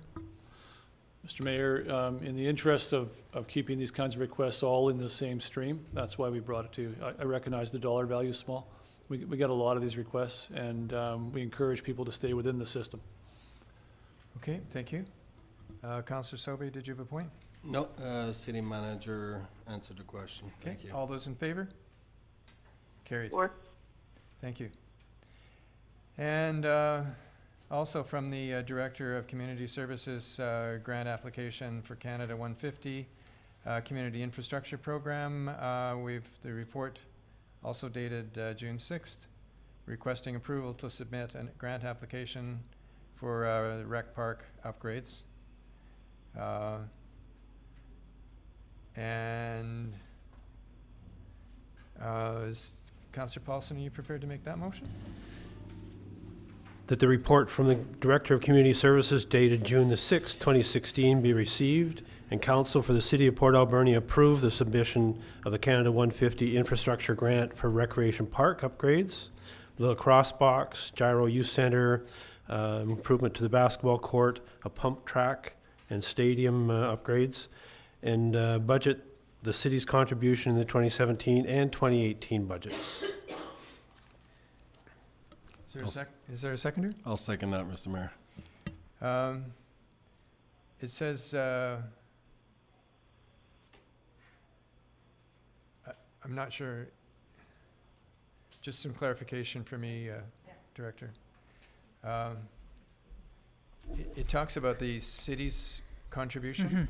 So could you just clarify for me the Sure. What's city's- happened is there's numerous Canada 150 grants being announced over the last little while. This one came out in May with a very short turnaround to June 22nd, being put in and specifically around renovating, upgrading recreation facilities. It's a 50% matching grant. Our staff is busy doing background work and putting it together, but if we didn't have council's support in moving forward, we wouldn't be submitting a grant application. The question would be is approximately how much will the grant be for? We'll have a better idea tomorrow when we've collected in all the costs. We're thinking the upgrades will be around $400,000 to $500,000. Again, it's going to be your approval if we get the grant in terms of budgeting that amount. So would the total cost would be $400,000 or $500,000? That's 50% would come from Canada 150, and we would pay the other 50% over 2 years? 50% would be raised locally. That's not necessarily all coming from the city's budget. There's a number of groups who've already expressed an interest. The Lacrosse Association has been working hard in terms of looking for grants. And also fundraising. Pickleball is another one. There's a large number of groups that have an interest in Recreation Park. It's a jewel in our community that has not been upgraded for a period of time. Components of it are, but the lacrosse box, the stadium, all of those things, and Gyro, an upgrade to Gyro, is what's envisioned. Okay, thank you. Councillor Minions, do you have any questions? no. Okay, Councillor McClellan? Yeah, I think it's all the things you listed there are good and well needing. I'm just wondering what upgrades we can do to the Gyro Youth Center. It seems to me that building is just about getting ready to have a brand new one. That's not staff's perspective on it. Yes, there is a need for renovations in it. The gyros this past year provided money to upgrade the kitchen upstairs. Tying this together with lacrosse and that is we've looked at separating off the basement, and this is the upgrade to the basement where we'd actually create public access. So there's washrooms, showers if needed for the sporting groups using there, and putting in an activity room as well. So this is envisioning the bottom being upgraded. In your 5-year plan, there is money in 2017 for upgrades at Gyro as well that was already approved in the 5-year plan, and looking at those primarily for upstairs. The building is sound. It just needs to be modernized. It needs things like the stairs and that, but the building itself is still sound. We would not be recommending taking down that building and building something new. Right. Okay. Councillor Alberni. Thank you, Mr. Mayor. I guess just a comment on the stadium. It's nice to see that that's included. I think it's an amazing asset that people don't. People wouldn't expect a city of our size to have at all. So it's nice to see that that's going to be upgraded. If you could indulge me, I do not know what the pump track is. That's why I gave you some really good links to go and look at it. It would excite you. A pump track is, and we've had lots of requests from people, it's a dirt track that would follow the paths there, and kids, it's not jumps in terms of bikes, but it's kids learning how to pump along the track. And I'd really encourage you to go and look at those video links, YouTube links that were in the report. And it is a very cool, cost-effective way of really meeting a need in this community around from kids 3 years old all the way up for practicing riding and can be very easily incorporated into that space. Okay, thank you. Get out your bike. So, on the motion then, all those in favor? 4. Carried. Thank you. Thank you. And council, from our major capital projects advisor, Mr. Watson, we have a report on the sewage lagoon, on the progress to date and future plans. Any questions? Councillor McClellan? Just make the motion first, Mr. Mayor. Okay, go The ahead. report from the Major Capital Projects Advisor dated June 13, 2016, providing information on sewage treatment upgrades and the liquid waste management plan be received and referred to a special meeting of council for further consideration at a date to be confirmed. Second, Mr. Mayor. And Mr. Mayor, just as a comment, I appreciate the fact that we do have this report. It's been something I guess we probably needed sooner, but now we've got it. That's good. And we'll see where we go. It looks like there's a bunch more money needed. Something's got me worried, but we'll see what happens. There's some significant money needed, but fortunately there's a couple of places we can go to for a big chunk of that. Councillor Alberni? That was going to be my question. So before I get to that, I just want to say that the report is extensive and appreciated. But yeah, $11 million year 2018. So what are our options for that? Okay, city manager? Mr. Mayor, as the motion indicates, that we're recommending that council have a separate standalone meeting, public meeting, to consider this report. It's a very good report, very thorough, and it's a very large project for us. So rather than me trying to answer your questions now, we'll set a date and we can bring all of your questions, and we'll have our project consultant there and Mr. Watson as well, and Mr. Sison. Okay, and council should be aware that we were asked by our MP to identify projects for the 2016-2017 year in terms of major infrastructure, and this was something that we put onto those projects. Federal government is interested in assisting communities, and so I guess we're testing their resolve on that one. Okay. Well, it was some significant asks that we made, but there's some significant costs that we face as a community as well. So, accepting the report, it's been moved and seconded. All those in favor? Or Carried. Thank you. And Councillor Minions, how are you doing? You need a recess? Or you okay? I'm okay without recess tonight. All right. Thank you. How about you? How about council? Are you okay without a recess? No, we're fine. Okay. We can make our own if we have to. All right. Thank you. City planner, we have a development permit number 16-01, the Alberni District Cooperative Association project on 10th Avenue. So, as council may recall, Co-op Gas went through a rezoning process for redevelopment for a gas bar and convenience store on 10th Avenue. Council also granted a variance setback for the convenience store building to the rear lane. And what's coming before you now is the form and character of the project. And it includes the exterior look of the buildings, the gas bar, as well as some design work for the center median, which was an issue that was raised during the rezoning process. And I'd be pleased to answer any questions that you may have. Would this be the point at which, since you mentioned form and character, would this be the point at which we could indicate that we'd like to include as much wood and rock as possible in the exterior look of the building? There is a fair bit. So the convenience store building itself has a stone base veneer along the entire base of the building. It has cedar columns at the corners and cedar trim along the base, and cedar shakes in the front end gable of the roof. So they have incorporated the city's development permit guidelines into this, and there is a fair bit of wood architectural and stone product in the building.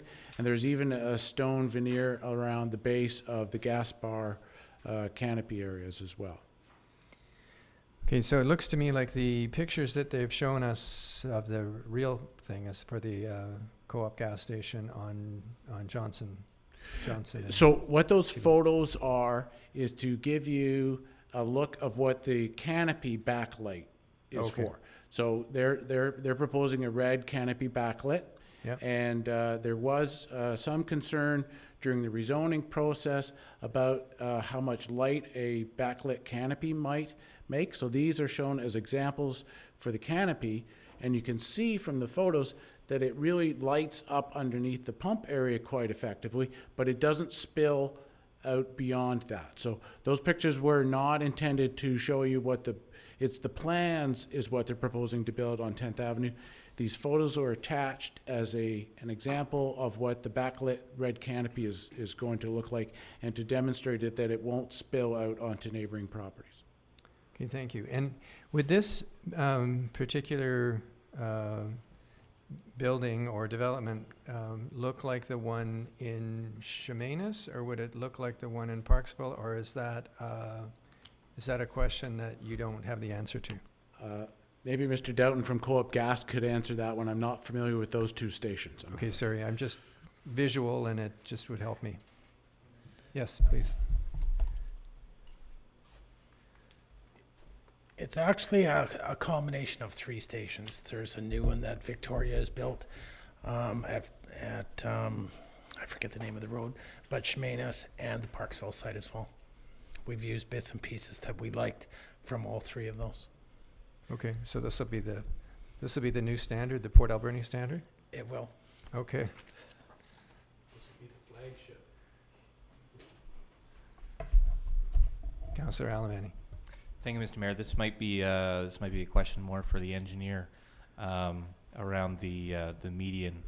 I'm just wondering, in consideration of the active transportation plan, if the median will have any effect on that and just traffic concerns around that. considering we do already have that bike symboling on that stretch of 10th Avenue or nearby.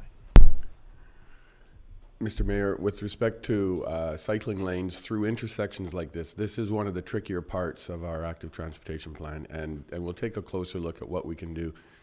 What we're trying to effectively accomplish by a median, and it would be a very narrow median.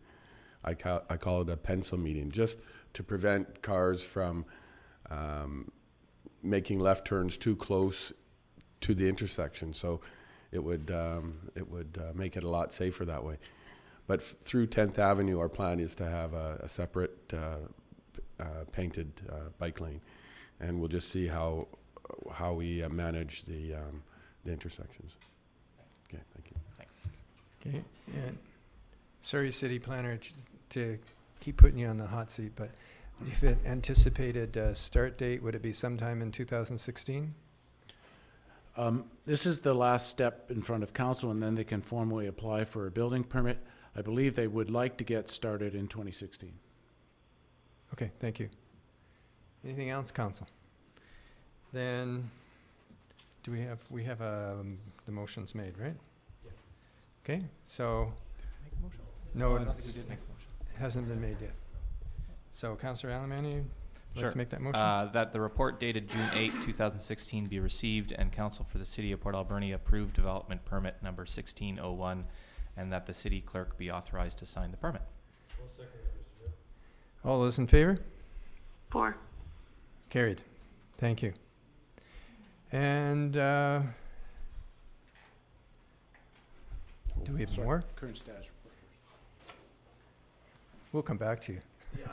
Don't go far. Okay, on the status report, we have anything, council, that we need to be concerned about? Just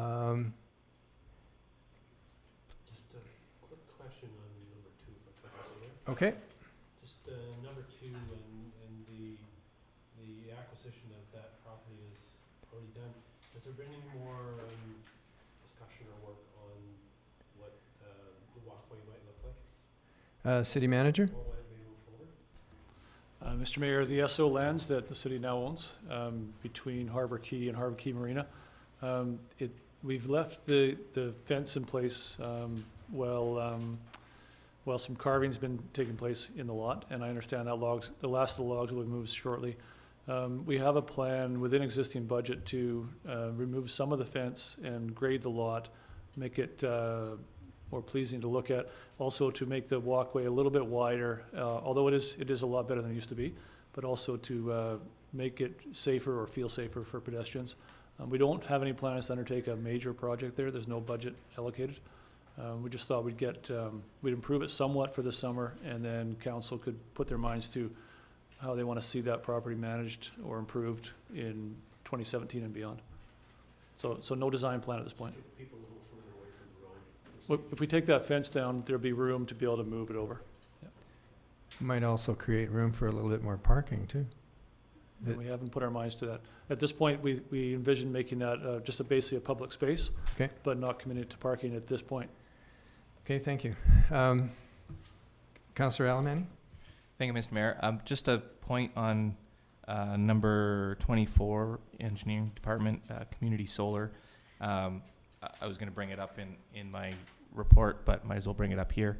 I was at a presentation in Nanaimo on Saturday evening where the Energy Sustainability Vancouver Island group were presenting their ideas around and proposal for a community solar project co-op. So they were gathering memberships and whatnot. Really great effort. They had a company come and present to the group, talking about all of the initiatives that are around the island around solar. So I just wanted to put that out there. There's some really good things. There's a lot of momentum on the island right now around community solar projects. Great. Councillor Washington? Thank you, Mr. Mayor. Under economic development, number 18, the RFP for Clutis area, I know doesn't close till the end of June, and I know Mr. Deacon's not here tonight, but I just wonder if the city manager has anything to tell us if there's been any great interest in that or not yet. Mr. Mayor, I don't think I have any news for you. We've extended the RFP, and Mr. Deacon continues to speak with the proponents who expressed an interest in the first round of the RFP, but I don't have anything to report.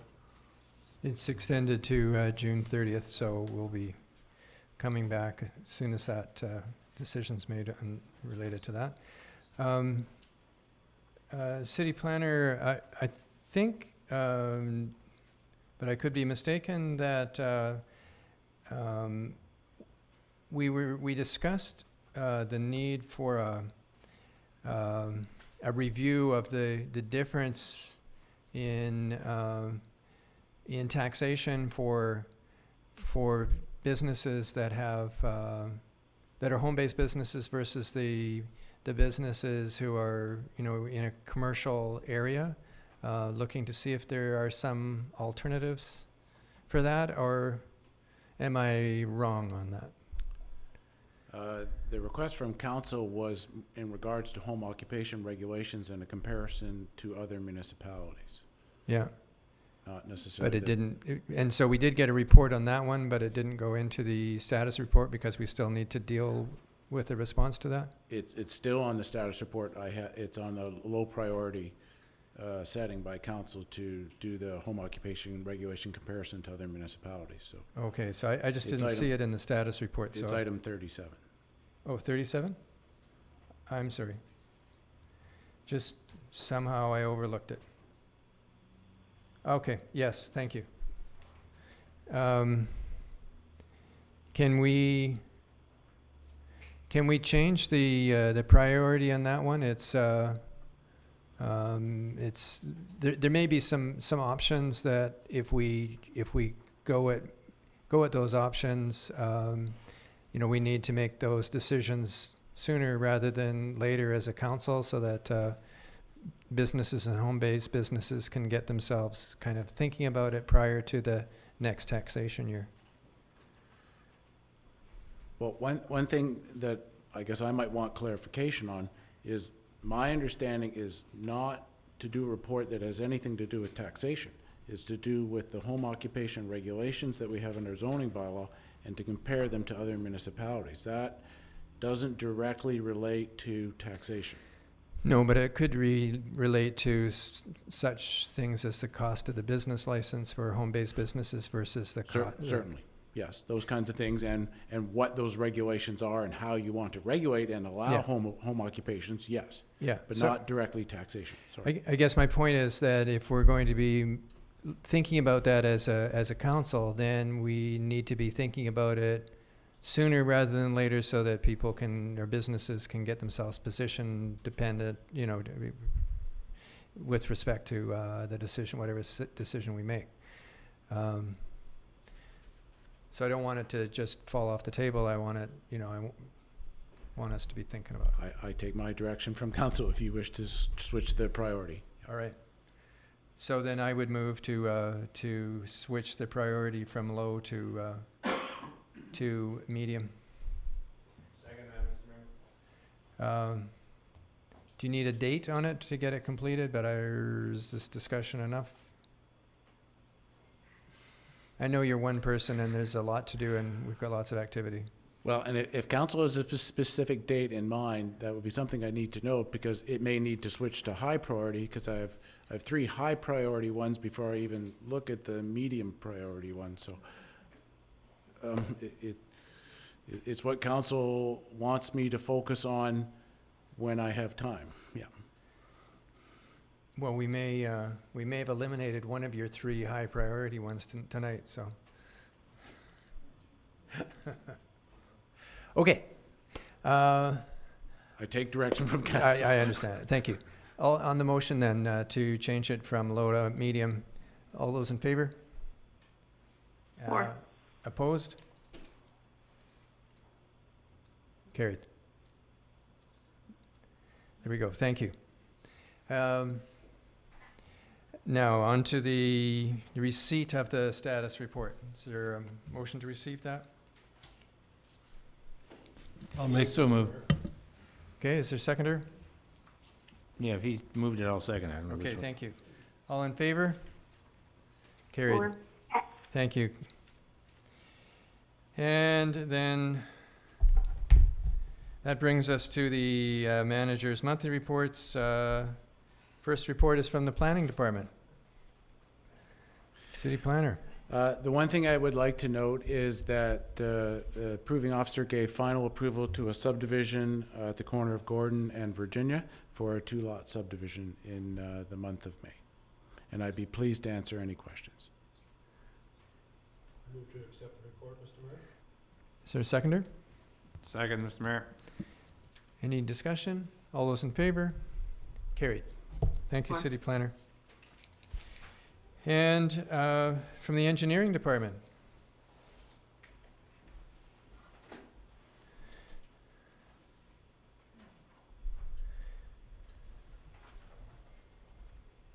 City engineer, the bump outs on Argyle are moving their way up. Thank you, Mr. Mayor. Looks good.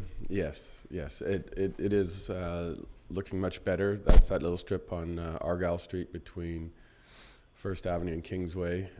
The LeChucklet building is coming along. We're working in tandem with them. We got the asphalt done, and of course underground work done last year. So it's a little smoother, and I'd like to thank the public's patience for that. And so it'll be kind of the way you see it now for a few more weeks until the LeChucklet have cleared out some of the scaffolding on Argyle Street. But that'll be our next little piece of work, would be just to improve the sidewalk along there. Okay, and I notice that there was you made there's a part in there about wastewater, stormwater, and there's a section on the suction dredging of sludge at the new lagoon. How's that project proceeding now? Mr. Way, we're more than 3/4 done. The suction dredging of the new lagoon. It's been a lot of work. The trucks have gone through the backside of the landfill and through the First Nations Reserve, and we haven't had any incidents there. So it's going quite well, actually. Thank you. Okay, and they're proceeding down along the harbor. Yes, and they are. That's fine. Going well, yes. Great, good to hear. Councillor McClellan? Yeah, your calming things have the opposite effect on me most of the time when I get close to bumping them curbs. Just a question though, I was at a meeting this morning and it seems to be that the contractors and the construction people, they're filling up the train station parking lot and that, and there isn't, now that the season is starting for the train going out to the mill, is it your department that would be able to maybe say something or put a sign up saying this is just parking for an area or zone off an area? Because a lot of the other people around, they know to park, but the contractors, they just look for a spot, and that's quite natural.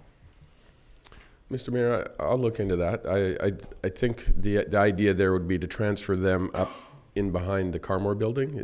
Is that where you'd like to see the? It just seems to be right now. It's plugged up, and you can't get a parking spot anywhere near. That's all. And maybe it's temporary, and it'll be done soon, and no problem. Mr. Mayor, I'll look into that. Thank you. Councillor Washington?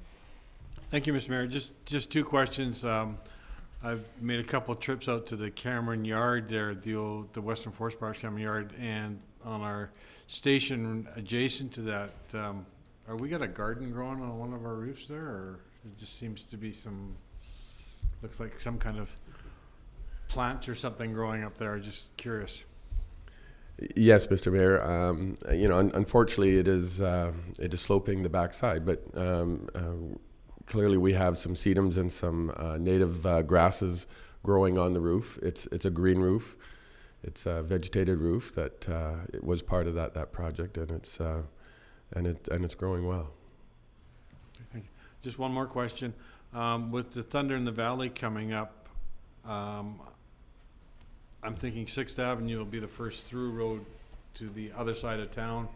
Has there been any consideration made to perhaps do something for traffic control that event's on the weekend, because that whole 10th, 10th and 6th and stuff will be quite busy with no Stamp Avenue, so I'm just wondering if you've thought about any kind of traffic control, that's all. Mr. Mayor, yes, I was looking for Bill Surrey, but we will be meeting with more of an overall traffic plan for that area. There's still a lot of work to do, but Councillor Washington has identified, the shortest cut through there. And if we'd have to put some attention at Roger Street, of course, and Redford Street. But yeah, no, there'll be some advanced planning for that. Okay, thank you. Then Councillor Washington, do you want to move acceptance of that, or receipt of that? Thank you, Mr. Mayor. I move that the monthly report from the city engineer providing information about current departmental operations be received. Second, Mr. Mayor. All those in favor? Or Carried. And from Community Services, welcome. Thank you. Again. Thank you. Just want to say on the train station, a phone call already went out this afternoon to the contractors or through the Opisset or the Uchuclisset around the parking at the train station. So we'll follow up on that. Okay, thank you. In terms, I want to draw your attention to a couple of things in my report. One is that we're really pleased to announce, and many people have already seen this, that the Bob Daly Outdoor Fitness Park is open, and an exciting addition to that area. Lots of people using it, and we'll do some kind of official opening with those people who were involved in making that happen towards the end of June. Also want to draw your attention to later on in correspondence, you have an email regarding tournaments on the ball fields and the issue of recycling cans. And in my report, I've indicated that we do have a number of containers that we make available to groups to when they have tournaments, and that's much easier for us operationally than to have recycling bins on our ball fields in terms of the operational costs of having our staff empty them. And this way the tournament organizers can keep the recyclables and that. And so we'll just make sure that the groups using our fields are aware of that. And then the last thing I just want to draw your attention to, amongst other things in my report, is the bottle filling station is now in at the multiplex. And that was partially funded through the ACRD, and it went in about a month ago, and already we have saved over 1,100 disposable plastic bottles in that. So it's a cool little unit. It indicates how many bottles have been saved as people fill their bottles. And I'd be pleased to answer any other questions from my report. Councillor Survey? Thank you very much, Mr. Mayor. I was pretty impressed with Canal Beach with the ACDC out and everything worked out fine.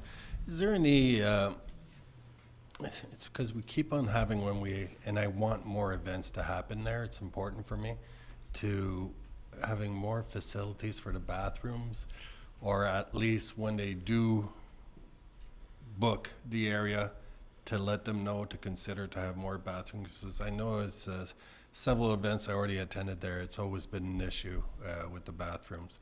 So our booking clerks, when people book the facility, do talk about their needs for cleaning up the site, for bathrooms and that we don't bring in other bathrooms. We have the ones that are existing there. So it would be up to the organizers. Exactly. If they expect so many amount, make sure you get a appropriate. Exactly. Okay, thank you. Councillor Alberni? Thank you, Mr. Mayor. I just want to say thank you for the recycling cans. There's always been a need for that, and it's great to see that that's available. The water filling station is awesome. I went up and saw it as well. Hopefully it gets lots more use. I think it probably will. It's great stuff. And I also wanted to just mention the Bike to Work Week in your report. Mm-hmm. A total of 3,500 kilometers were logged during the week. 105,000 calories burned, and reduced a whole bunch of emissions. So that's good stuff. Great, thank you. Councillor Paulson. I wonder if you could kind of give us a snapshot of pickleball and its growth in Port Alberni and what your observation has been. Popular? Sure. Is it Sure. going crazy? Pickleball's actually been around for over 50 years. But it's just been discovered by all of those people that go down south for the winter and come back, and it's exploded all over the island. We have a society that's just been formed, and they have 42 members. Last year, the Sunshine Club received a New Horizons grant, so built a pickleball court on Recreation Park as well. One of the tennis courts also can accommodate 4 pickleball courts as well. And the Sunshine Club has a whole pile of people who just took a clinic and that. So it is exploding. And we'll be looking at indoor locations for pickleball in the fall in terms of Glenwood Center, looking at how we can maximize the use there with different activities. We also potentially, when ice is out of the multiplex, put down temporarily pickleball courts there. Right now, the pickleball courts on the tennis court have been booked Monday through Friday, 7 days a week, from 9 till noon from now until September. And so those have been booked out by both the Sunshine Club and the local society. And there's a dream by that society to have 4 more pickleball courts on Recreation Park. And the outdoor fitness center? Yes. How common are those? Is this unique in BC, or is it? No, they're becoming more and more common. There's a number on the island. Oh, Yeah. okay. Yeah. Yeah, I've been by a couple times and seen it, and Lots of people using it. yeah. People will be talking about that we need to pave it, and no, we won't be paving it because it becomes then our second skateboard park. And so we eventually will be looking at some kind of other surface in there, but this is where we're at, and getting really good comments. Yeah. Okay. Councillor Paulson, do you want to move acceptance of the report? I move acceptance of the Community Services, Parks, Recreation, Heritage Report. Seconder? All those in favor? 4. Carried. Thank you. Council, that brings us to bylaws. From the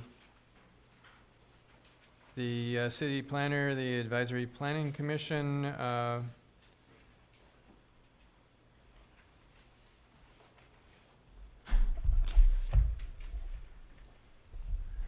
okay, city planner.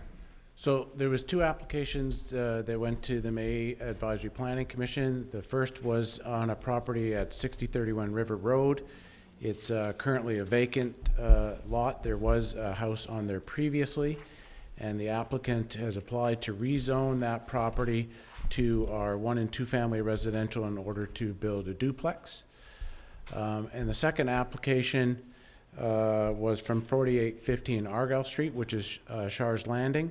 And she has applied to amend the official community plan and zoning bylaw to take that property from our core business commercial zone to our high-density multifamily zone with some additional commercial accessory uses. So those are the 2 applications that went to the Planning Commission. Both were supported by the Planning Commission. They're coming to Council for your consideration, and there's bylaws on the agenda for first and second reading and setting of a public hearing date. And I'd be happy to answer questions. Okay, and as it says there, Council, the bylaw requires 4 separate resolutions to be adopted and must be considered over a minimum of 2 council meetings. Each reading enables council to reflect on the bylaws before proceeding further. Councillor Alberni, would you like to do the first one? That council for the city of Port Alberni proceed with a map amendment to the Schedule A zoning bylaw map to rezone Lot 38, Block 17, District Lot 9, Alberni District, Plan VIP 1585, located at 6031 River Road from RR2 semi-rural residential to R2 1 and 2 family residential. Second, Mr. Mayor. All those in favor? 4. Carried. And the next one, Councillor Alberni? That zoning bylaw map amendment number 15, 6031 River Road, Shaw, bylaw number 4911 be now introduced and read a first time. Second, Mr. Mayor. All those in favor? For. Carried. That zoning bylaw map amendment number 15, 6031 River Road, Shaw, bylaw number 4911 be read a second time. Second, Mr. Mayor. All those in favor? For. Thank you. Carried. That council for the city of Port Alberni proceed with a map amendment to the official community plan Schedule A land use map to change the designation of Lot 7, Block 41, District Lot 1, Alberni District Plan 197B, and Parcel A being a consolidation of Lots 8 and 9, District Lot 1, Block 41, Alberni District Plan 197B, located at 4815 Argyle Street, from general commercial use to multifamily residential use. Is there a seconder? Second, Mr. Mayor. All those in favor? For. Carried. And Councillor Alemany, you're doing a great job. That council for the city of Port Alberni proceed with a map amendment to the official community plan Schedule B development permit areas map to change the designation of Lot 7, Block 41, District Lot 1, Alberni District Plan 197B, and Parcel A being a consolidation of Lots 8 and 9, District Lot 1, Block 41, Alberni District Plan 197B, located at 4815 Argyle Street, from development permit area number 2, general commercial, to development permit area number 1, multiple family residential. I'll second that, Mr. Mayor. All those in favor? For. Carried. That council for the city of Port Alberni proceed with a map amendment to the Schedule A zoning bylaw map to rezone Lot 7, Block 41, District Lot 1, Alberni District Plan 197B, and Parcel A being a consolidation of Lots 8 and 9, District Lot 1, Block 41, Alberni District Plan 197B, located at 4815 Argyle Street, from C7 core business to RM3 high density multiple family residential. I'll second that, Mr. Mayor. All those in favor? For. Sorry. Yeah, I was just gonna question, this multiple family, is this going to be, turned into apartments, or what are we looking at? The applicant has essentially applied for this change, and this will come before council in a full public hearing for further explanation. But essentially, the applicant has asked to go to residential multifamily as opposed to commercial. She wants to keep the operation as it currently sits. However, right now, she is on a commercial loan, a commercial line of credit, and commercial financing. By going to the multifamily zone, that would potentially allow her to qualify for residential line of credit, those types of things. When the city is looking at this from a land use planning perspective, council and city needs to consider whether the rezoning is appropriate for the property. When we consider this in the context of the outskirts of the downtown core, it is also next to a straight high-density multifamily building. It would be appropriate for this to be multifamily, and with its unique circumstances of the current construction and site, some accessory uses are also supportable. But I did say, so that's what's being requested for council to consider. This will go to a public hearing where I can give a much further explanation. The applicant will be able to attend and answer any council's questions, and of course the public will have a chance to comment. That's essentially the driver behind this application. Thank you. So we're on to that last chunk, Councillor Alemany.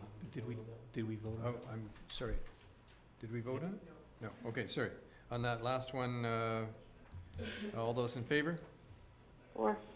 Carried. Sorry, Councillor Alemany. And this is all the way down to the next that, correct? That ends in the word parcel. Correct. Okay. But I don't think you need to do what's inside the box. Okay. That council for the city of Port Alberni proceed with text amendments to zoning bylaw as follows. under section 524.5 site-specific uses, edit the table to remove the site-specific provisions for parcel A, being a consolidation of lots 8 and 9, District Lot 1, Block 41, Alberni District Plan 197B, located at 4815 Argyle Street, Shars Landing. Add section 5.16.4 site-specific uses and include the following table in that section as follows. That section, that as part of the development process, the applicant be required to consolidate the properties into one legal parcel. I'll second that, Mr. Mayor. And all those in favor? Councillor Minions? Or Thank you. Carried. And then moving on to the next one, the readings. Councillor Alberni, how's your voice holding up? I'm good, I think. Okay. That official community plan amendment number 214815 Argyle Street, Patterson, bylaw number 4912 be now introduced and read a first time. I'll second that, Mr. Mayor. All those in favor? Or Carried. That official community plan amendment number 214815 Argyle Street, Patterson, bylaw number 4912 be read a second time. I'll second that, Mr. Mayor. All those in favor? Carried. That zoning bylaw map amendment number 164815 Argyle Street, Patterson, bylaw number 4913 be now introduced and read a first time. I'll second that, Mr. Mayor. All those in favor? Or Carried. That zoning bylaw map amendment number 164815 Argyle Street, Patterson, bylaw number 4913 be read a second time. I'll second that, Mr. Mayor. All those in favor? Or Carried. That zoning bylaw text amendment number T10 site-specific RM3 high-density multiple family residential, bylaw number 4914 be now introduced and read a first time. I'll second that, Mr. Mayor. All those in favor? Or Carried. That zoning bylaw text amendment number T10 site-specific RM3 high-density multiple family residential, bylaw number 4914 be read a second time. I'll second that, Mr. Mayor. All those in favor? or Carried. That the following bylaws be advanced to a public hearing on Monday, June 27, 2016 at 5:45 p.m. in the City Hall Council Chambers. Zoning bylaw map amendment number 156031 River Road, Shaw, bylaw number 4911. Official community plan amendment number 214815 Argyle Street, Patterson, bylaw number 4912. Zoning bylaw map amendment number 164815 Argyle Street, Patterson, bylaw number 4913. And zoning bylaw text amendment number T10 site-specific RM3 high-density multiple family residential, bylaw number 4914. I'll second that, Mr. Mayor. All those in favor? or Carried. Okay, so City Clerk, we have a report from the Deputy City Clerk regarding those various bylaws. Council, any questions on those bylaws? On that report, sorry? Councillor Sobey, do you want to? Yes, that the report of the public hearing held May 30th, 2016 regarding bylaw number 4907, 4908, and 4909 be received. All those in favor? or Carried. And we have bylaw number 4907 then. That the zoning text amendment T9 3135 Second Avenue with Mr. K. Ambrose, bylaw number 4907 be read the third time. All those in favor? or That the zoning text amendment T9 3135 Second Avenue with Mr. K. Ambrose, bylaw number 4907 be now finally adopted, signed by the mayor and clerk, sealed with the corporate seal and numbered 4907. Second, Mr. Mayor. All those in favor? or Carried. And for Ian Avenue, Mr. Paquette. That the zoning bylaw map number 13 for 4981 Ian Avenue, Mr. D. Paquette, bylaw number 4908 be read the third time. Second, Mr. Mayor. All those in favor? 4. Carried. That the zoning bylaw map number 14, 5820 Pierce Road with Mr. R. Van Vliet, bylaw number 4909 be read a third time. Second, Mr. Mayor. All those in favor? 4. Carried. Okay, council, that brings us to, sorry, city planner. Sorry, Mr. Mayor, just on the Ian Avenue project, the applicant had requested council, so one of the conditions of final adoption was the demolition of the existing house and structure.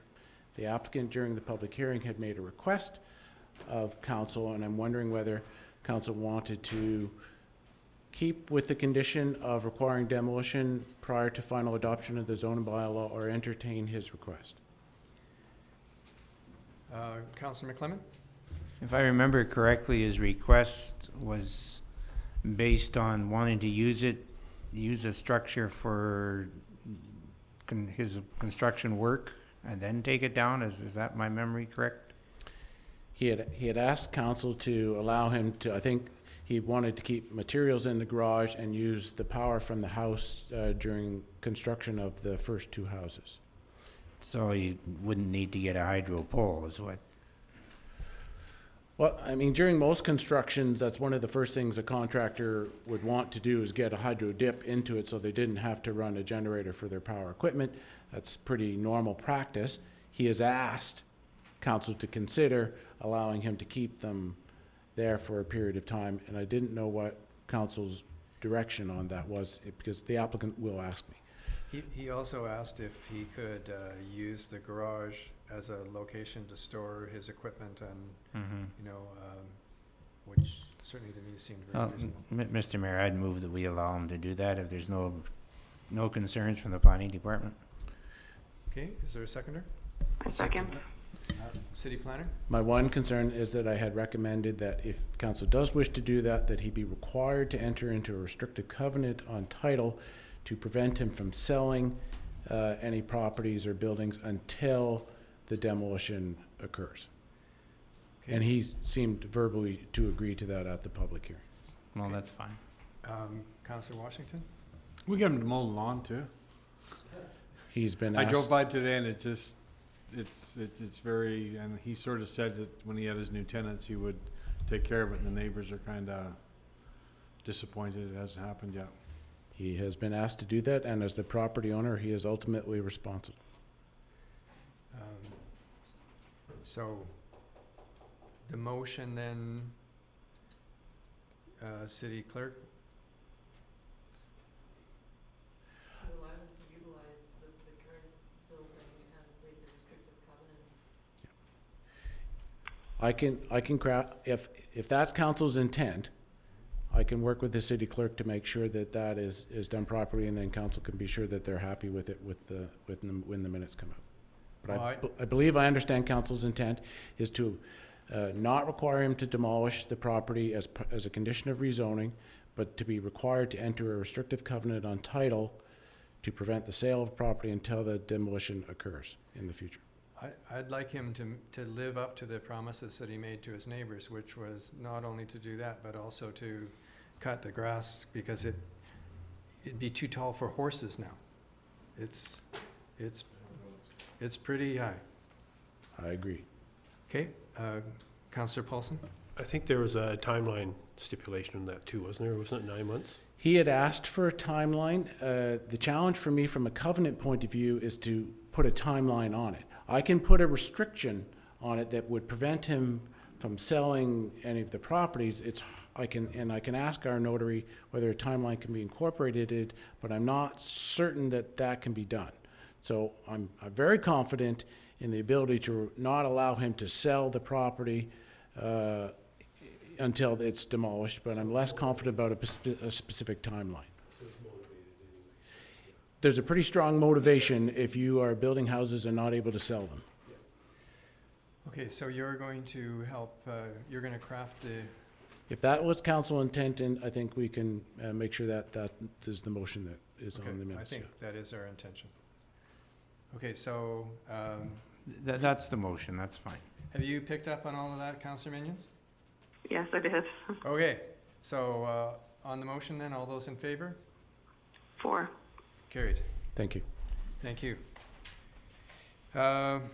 We have correspondence for action. The first one is from Eric Hockaday. We have a letter requesting a gravel area close to the water at Canal Beach to facilitate easier launching of his kayak. Councillor Washington, are you prepared to make that motion in response to his? Thank you, Mr. Mayor. I move that the letter dated May 23rd, 2016, requesting a gravel area close to the water at Canal Beach to facilitate easier launching of his kayak be received and forwarded to the Director of Community Services. I'll second that, Mr. Mayor. Councillor McClellan? Yeah, it sounds like a good idea, but before we make it easier to launch things there, we should at least discuss it with Western Forest Products as per the restrictive covenant. Okay. Any other comment? I'm sure Director's here. She would take care of that beforehand. Okay. Yeah, out of courtesy, I'll second that. Okay. All those in favor of the motion? 4. Carried. And from the Alberni District Fall Fair Association, we have a letter requesting use of space at the corner of Beaver Creek and River Road during Salmon Festival. Councillor Washington, you want to make that motion? Those motions. Thank you, Mr. Mayor. Move that the Council for the City of Port Alberni authorize the Alberni District Fall Fair Association to sell their car raffle tickets on the corner of Beaver Creek Road and River Road during this year's 45th annual Port Alberni Salmon Festival event. I'll second that, Mr. Mayor. All those in favor? 4. Carried. And that the request to close the city streets along 10th Avenue to the Fall Fairgrounds from 11 a.m. to the conclusion of the parade on Saturday, September 10th be received, and council concur with the request subject to city stated road closure conditions. All those in favor? 4. Carried. And from the Vancouver Island Crisis Society, we have a letter requesting requesting funding to support some programs. Councillor Sobey, do you want to make that motion? Yes, Mr. Mayor, that the letter dated May 30th, 2016, requesting funding to support programs be received. Is there a seconder? Second, Mr. Mayor. All those in favor? 4. Carried. And from Glenda Bertolucci, representative of the Baby Bed Committee, we have a letter in which she attached information and some photos regarding the baby bed project for West Coast babies. Councillor, I'd ask Councillor Minions, but I think your voice is going. So Councillor Alberni, do you want to make that motion? That the letter dated June 8, 2016, attaching information regarding the baby bed project and requesting donation of storage space for baby beds be received and referred to staff to provide assistance to the committee in securing appropriate space. I'll second that, Mr. Mayor. All those in favor? 4. Carried. And from the Alberni Valley Chamber of Commerce, we have a letter dated June the 8th requesting council refocus their plan to rename the Gertrude Street 3rd Avenue stretch of roadway that would not require unforeseen costs to residents and businesses. Councillor Paulson, do you want to move that? The letter dated June the 8th, 2016, requesting council refocus their plan to rename the Gertrude Stamp 3rd Avenue stretch of roadway be received. Second, Mr. Mayor. All those in favor? Carried. And we have under proclamations then the United Way. Just the one request for proclamations this meeting. Month of October, United Way month. Councillor McClellan, you want to make that motion? Sure. That the email dated May 30, 2016 be received, and the October be proclaimed as United Way month in Port Alberni. Second, Mr. Mayor. All those in favor? 4. Carried. And City Clerk, we have a fair amount of informational correspondence.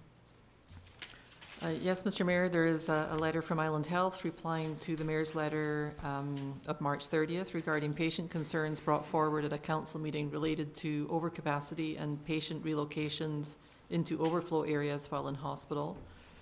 Some correspondence opposed to the renaming of 3rd Avenue, Stamp Avenue, and Gertrude Street. An email from Arlene McLaren, a letter from the Alberni District Historical Society, and an email from May LeBlanc.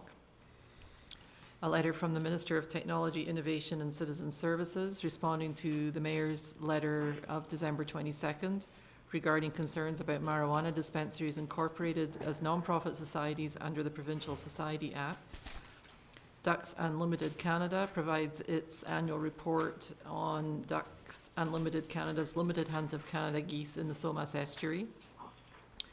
Vancouver Island Regional Library Board of Trustees provides its 2015 annual report and a newsletter from the board table. Corporation of the City of North Vancouver has provided a memorandum advising of their resolution to the Union of British Columbia Municipalities, requesting implementation of a cigarette butt deposit return program for elimination of cigarette litter. The Young Professionals attach a letter thanking the city for help in hosting the successful Alberni Canal Downwind Challenge and entertainment at Canal Beach on June the 4th. And Jeffrey Cook provided an email suggesting that recycle bins be put beside garbage cans at sports fields to prevent recyclables from being thrown into garbage cans. And that issue has been addressed by the Director of Community Services in her monthly report. Thank you. And Council, would you wish to pull anything out of that? Councillor Alamani? Just the letter from the Minister of Technology, Innovation, and Citizen Services. Just a comment, really. It's amazing that it doesn't matter. It doesn't matter who you talk to. It's passing the buck back to someone else. It's amazing. I thought our letter was pretty clear, but it was turned back to us. Councillor McLemmon and then Councillor Paulson. Well, I had a comment on the same one, Mr. Mayor. I find it amazing that he can write a whole page and say nothing. And really, the question being is how come the so-called marijuana dispensaries have nonprofit status? And if you can understand that letter as to how come they do, I can't. It's just that he says, if you don't like it, call the police. So, I don't know.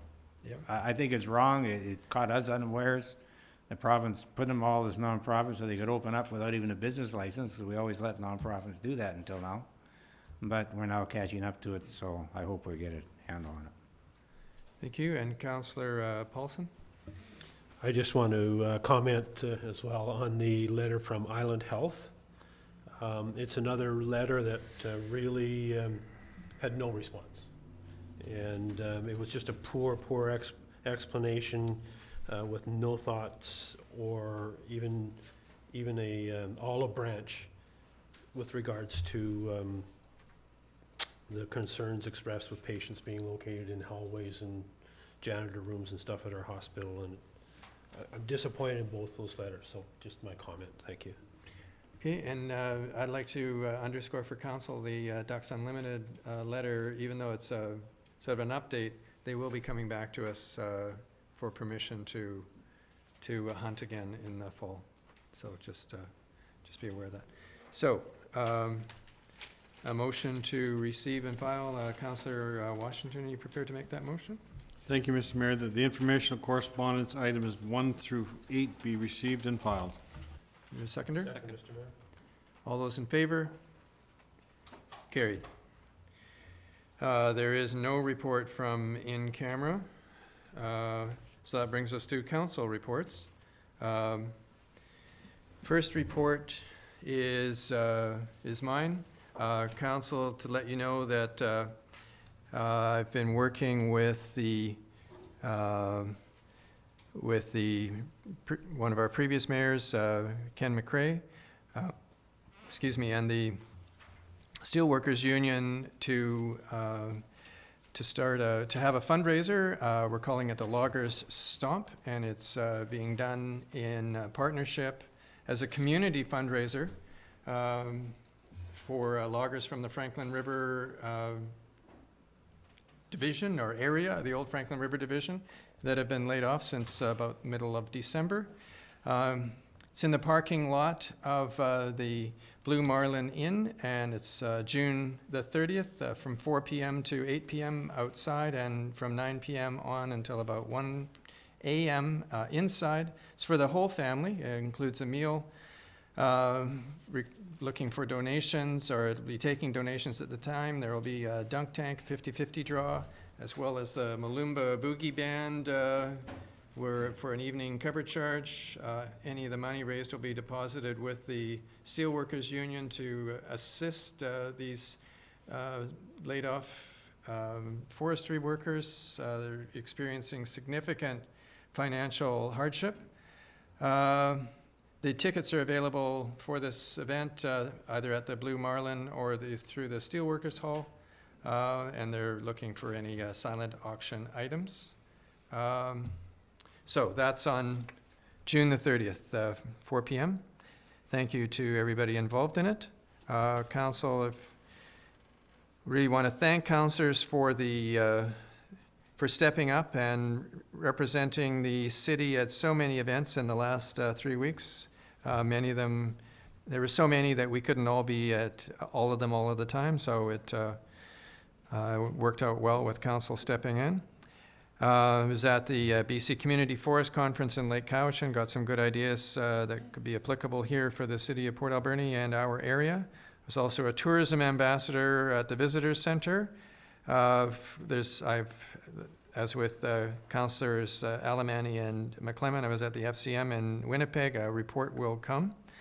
I also represented council at the project-based learning grad, quote unquote, for both grade 9 and 10 students out at the airport at their project-based learning classroom site. Of course, heavily involved in coastal exercise coastal response last week. And thank you to councillors for all of your contributions as well. Attended a potlatch at E.J. Dunn School, the one that we were invited to. And Saturday, I was at the 67th Annual Ceremonial Review of the Corps at the United Church. It was quite an interesting event. And council, I move acceptance of my report. Second, Mr. Mayor. All those in favor? Carried. Excuse me, Mr. Mayor.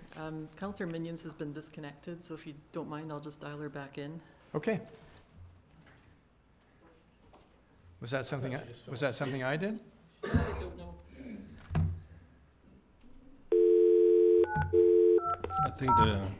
I think her baby hanged up on us.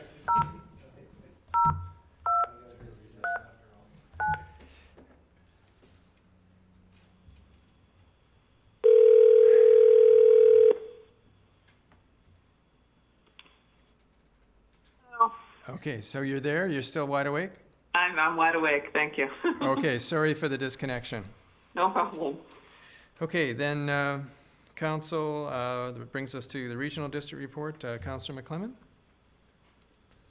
Yes, Mr. Mayor, the regional district has basically been well absorbed in the exercise in disaster for tsunami exercise to see what would happen if we did have one.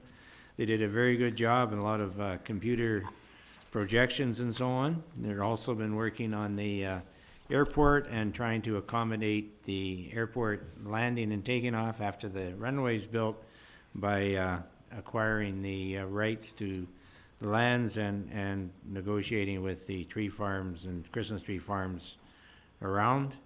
And we are also working still with the Transportation Committee, trying to get an answer of any sort out of the ministry and hoping to have that, well, they promised by the end of June. But that was also promised by about last September, so I'm not sure which June. So we'll hope we can get something and start to work on it, because the problem is if we do get one thing from the Ministry of Transport, that'll be it for this year. And so let's hope that the thing we get will be the highway. The minister's promised it, but we haven't got it. So that concludes my report for now. And I move acceptance of that short report. I'll second that, Mr. Mayor. All those in favor? Or Carried. And that brings us then to councillors' reports. Councillor Washington, do you want to start us off? Sure, thanks, Mr. Mayor. I think I'll concentrate on the WEWAG meeting on June the 9th, held over at the Alberni District boardroom. We started at 5:30 and ended at about 8:30, but I think the highlight of the report was in the beginning when Jim Messer reported for Western Forest Products, telling us that APD is at the 2-shift level with no summer shutdown and 3 weeks worth of wood at the mill. Somass is running a 50-hour work week with 1 shift, 3 weeks worth of inventory there. And the TFL 44, they've had some very positive meetings. He's quite optimistic, but they're not sure if they're going to be able to negotiate with the present contractor, so there probably might be a new contractor out there soon. They're harvesting in Henderson Lake, and they'll start in Great Central Lake at the end of this month and go till about October or November.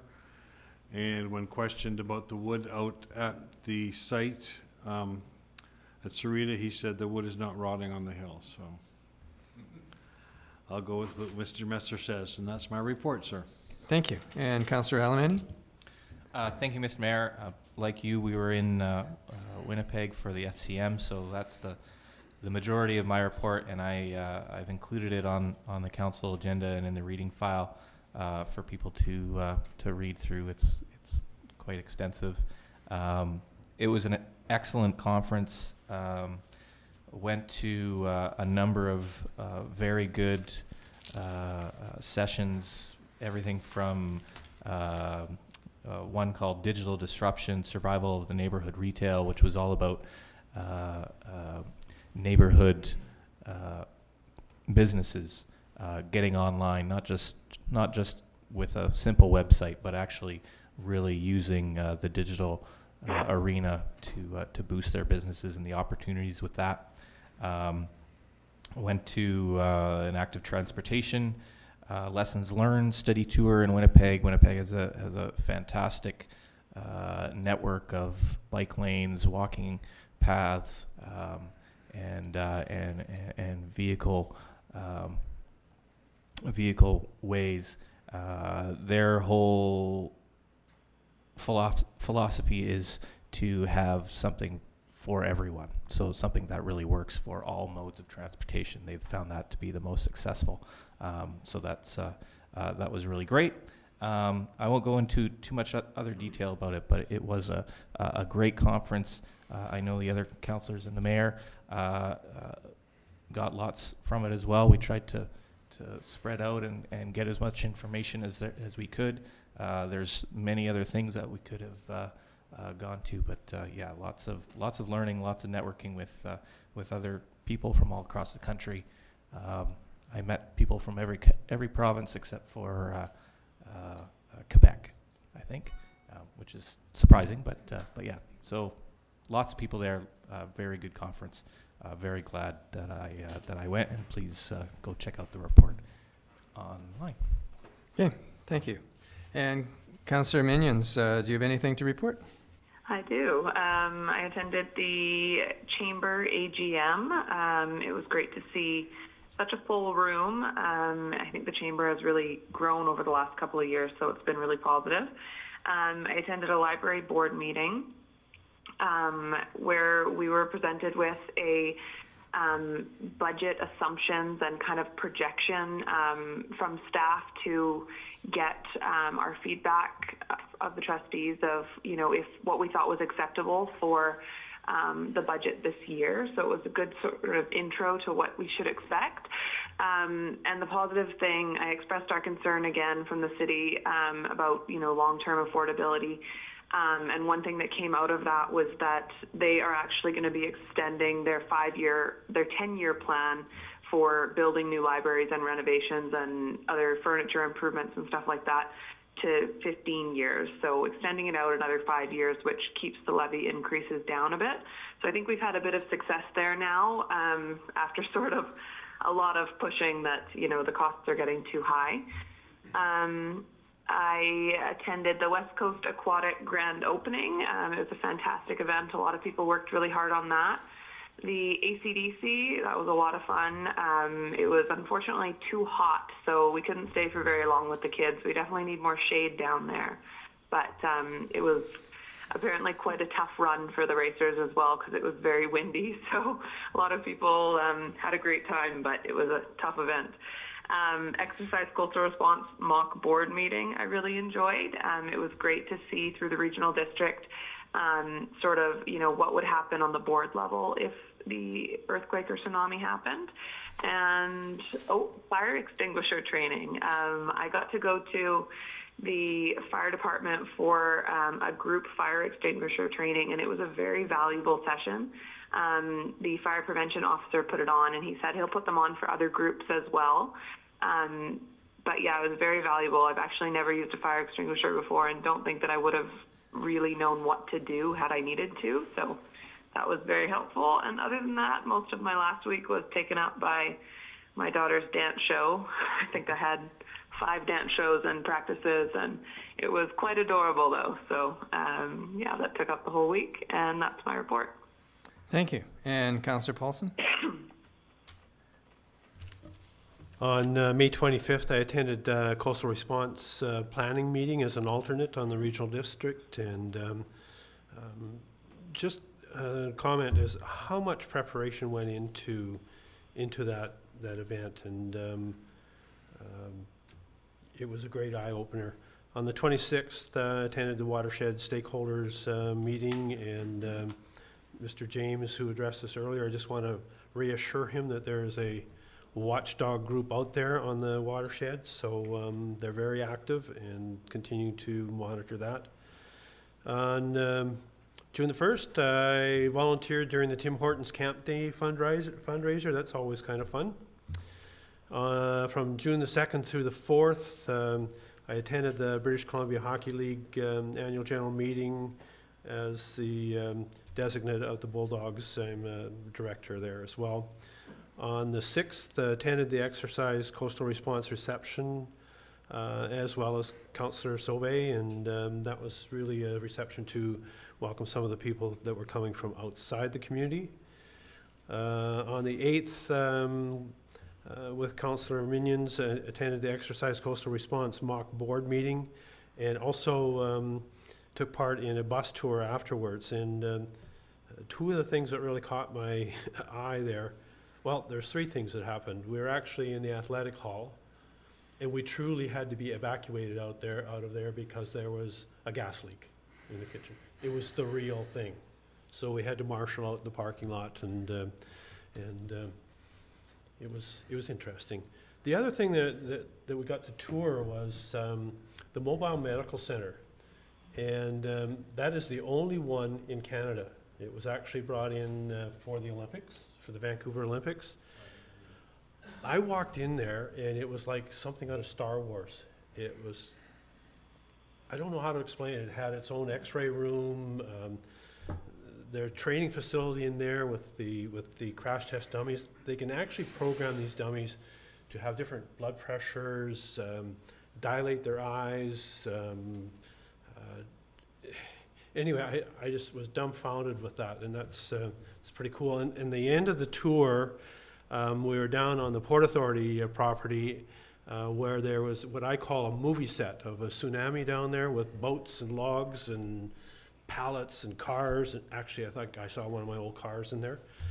And actually got to chat with the fellows from USAR, which is the Urban Search and Rescue Group from Vancouver. And they've, multiple times while I was there, thanked our community for their participation, both with volunteers and with putting something together like that, what I call the movie set down there. And they said that training for them was so invaluable. And it's great to hear that. I mean, he's the assistant fire chief for the city of Vancouver. And for him to come here and say how great a job we did was fabulous. On the 10th, attended a meeting at the Chamber of Commerce office with the Department of Highways Operations Manager, and the subject matter there was regarding the ongoing concern in Cathedral Grove with traffic congestion and pedestrian congestion. And we know there is no easy or quick solution down there, but there's a video made by the Chamber of Commerce, and they only took that video over one weekend. I cannot believe how many scary situations they actually caught on video, including a family of 5 who stepped out in the middle of the highway and just did this. Like, stop.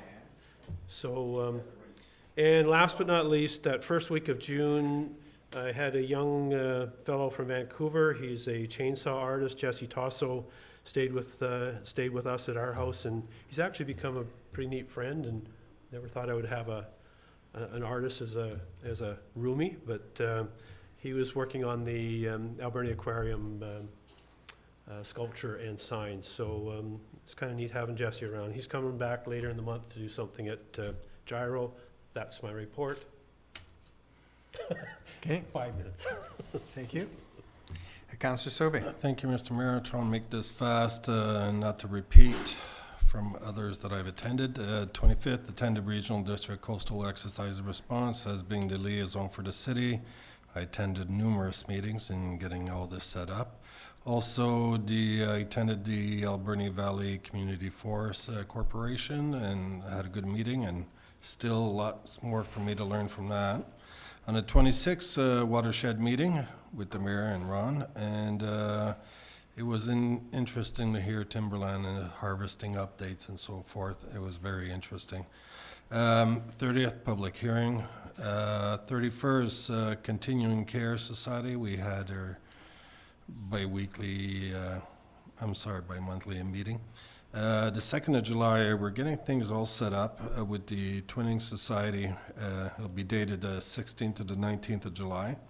I'm glad to announce, hopefully it won't change, that actually the consulate representative for Japan will be attending with his wife.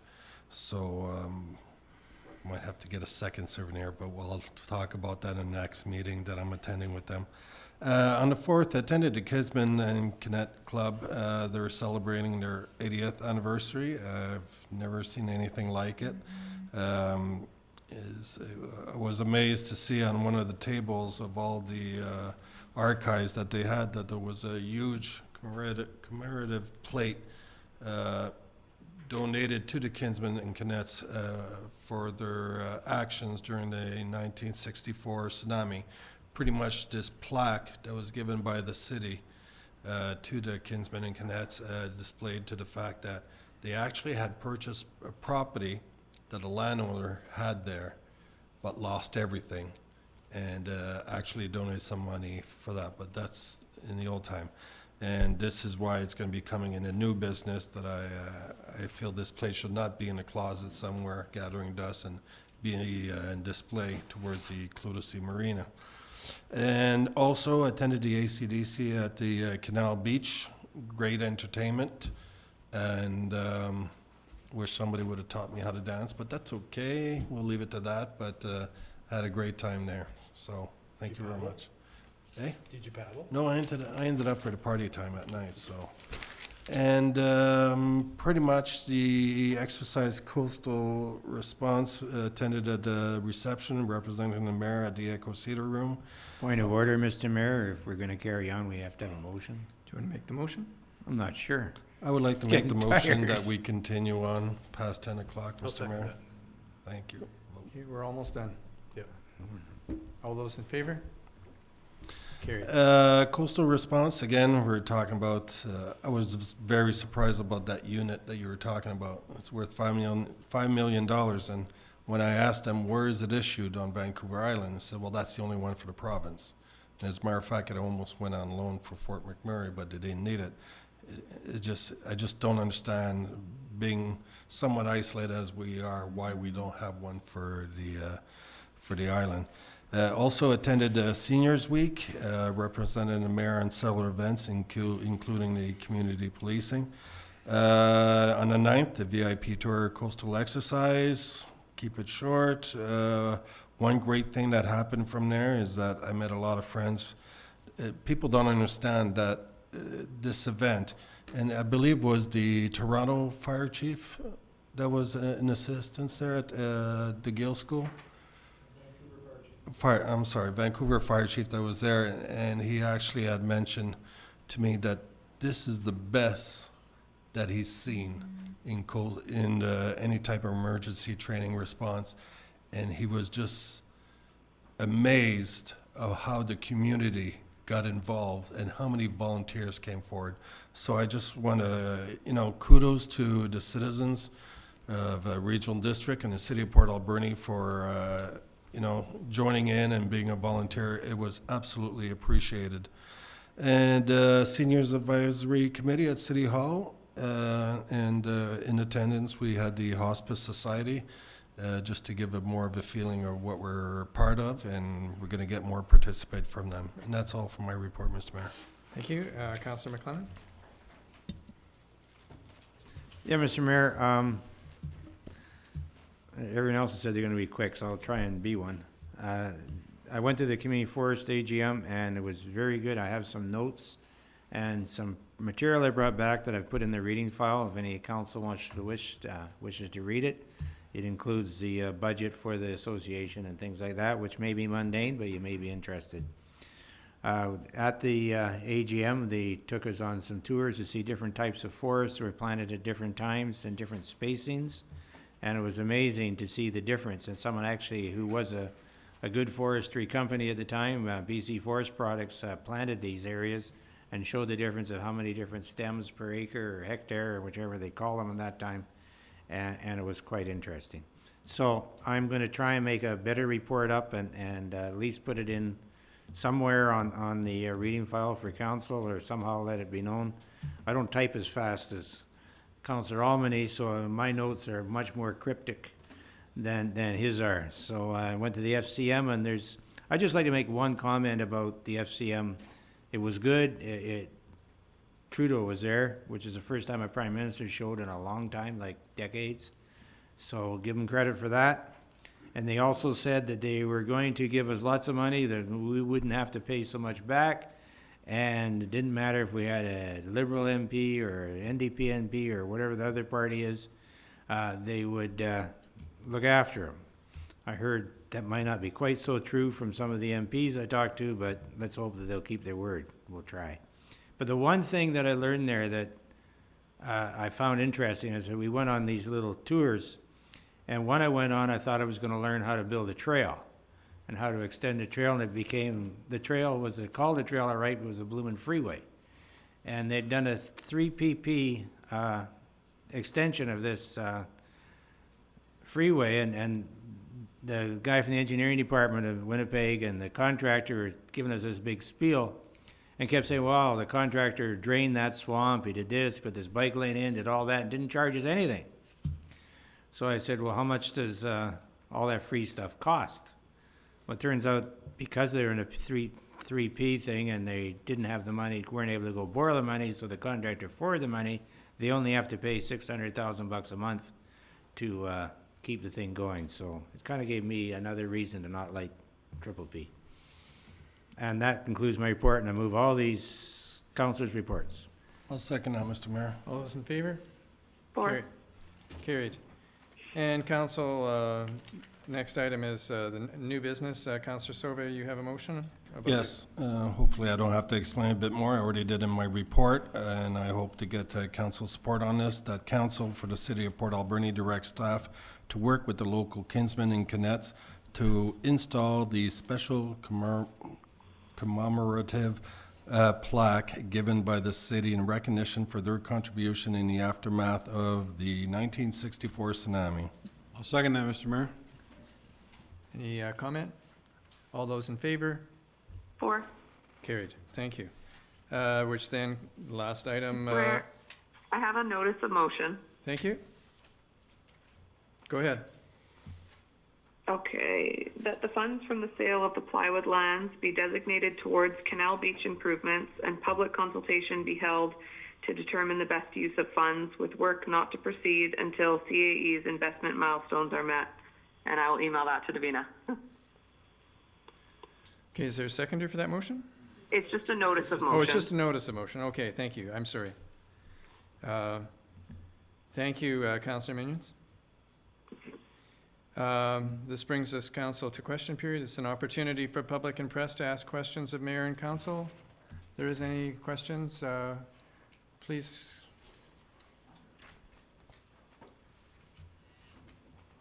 Mr. Smith, come forward. Mr. Mayor, Roland Smith, 2702 11th Avenue. As you mentioned at the May 9th council meeting, it's taken months of council's time to go through the process of the management review. So I'm wondering, with all the moving parts and the explanation to the public, that it's a necessary exercise to improve efficiency of the management team and to save taxpayer money. I'm wondering if council actually determined the cost for the management structure prior to any changes being made. And that's one of the questions I asked 4 months ago.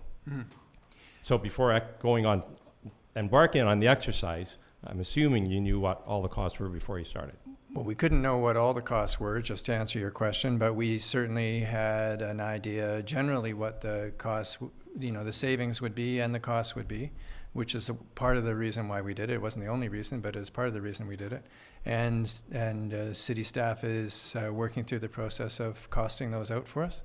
I don't know. We certainly, as council, we haven't seen a final number, but we're anticipating getting a final number and then sharing it with the public. So that's in a dollar amount, the savings that will be realized. That's what at the end of the exercise. Yeah, that's what we're expecting. That's what we've asked for, and it's just we don't have it yet as council. And as soon as I say, as soon as we do, we will review it and then share it with the public. And that will be able to compare the amount at the end of the review to an amount that for the cost of the management team prior to the review beginning. Is that right? And recognize that some of those costs will be spread out over time, and some of them will be savings that will occur over time. So it's, we have to put that in a bit of perspective, but I'm sure you understand that. Yeah, absolutely.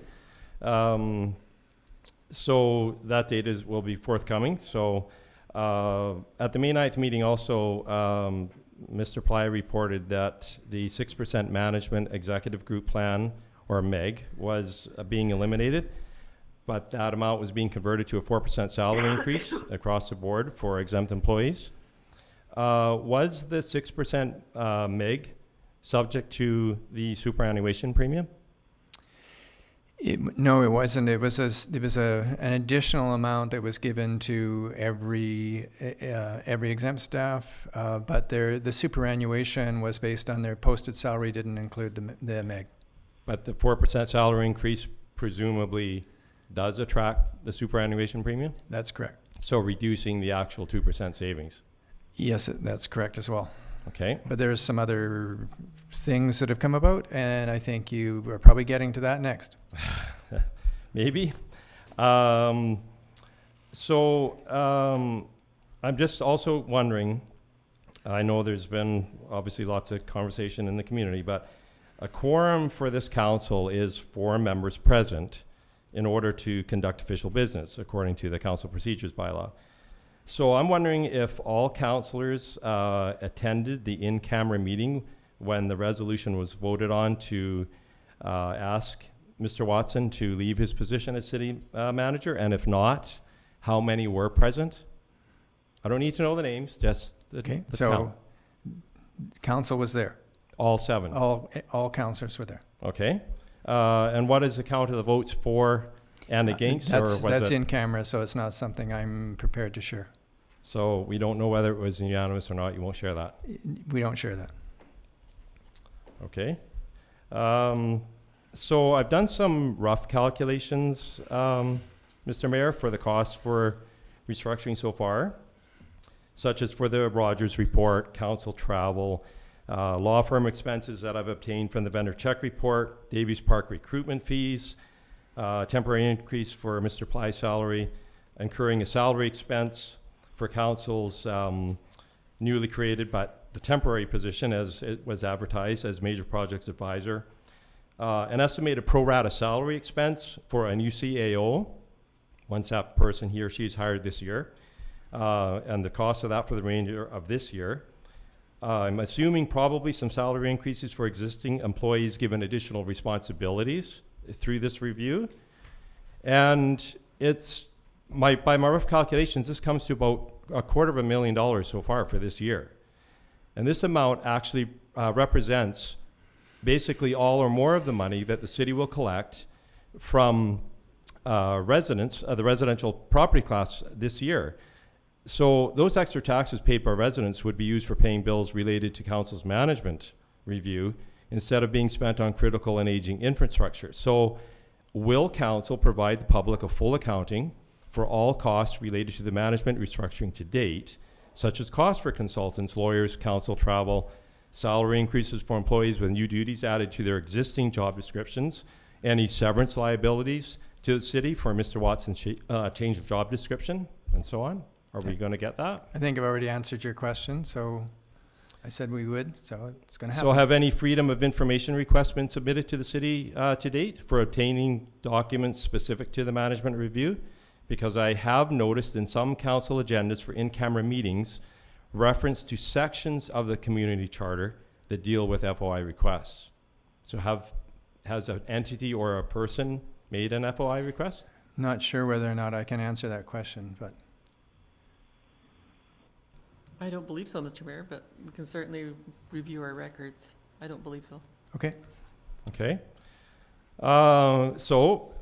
If information had been released through an FOI to an individual or entity, would that also be made available to the public? Would that become available to the public?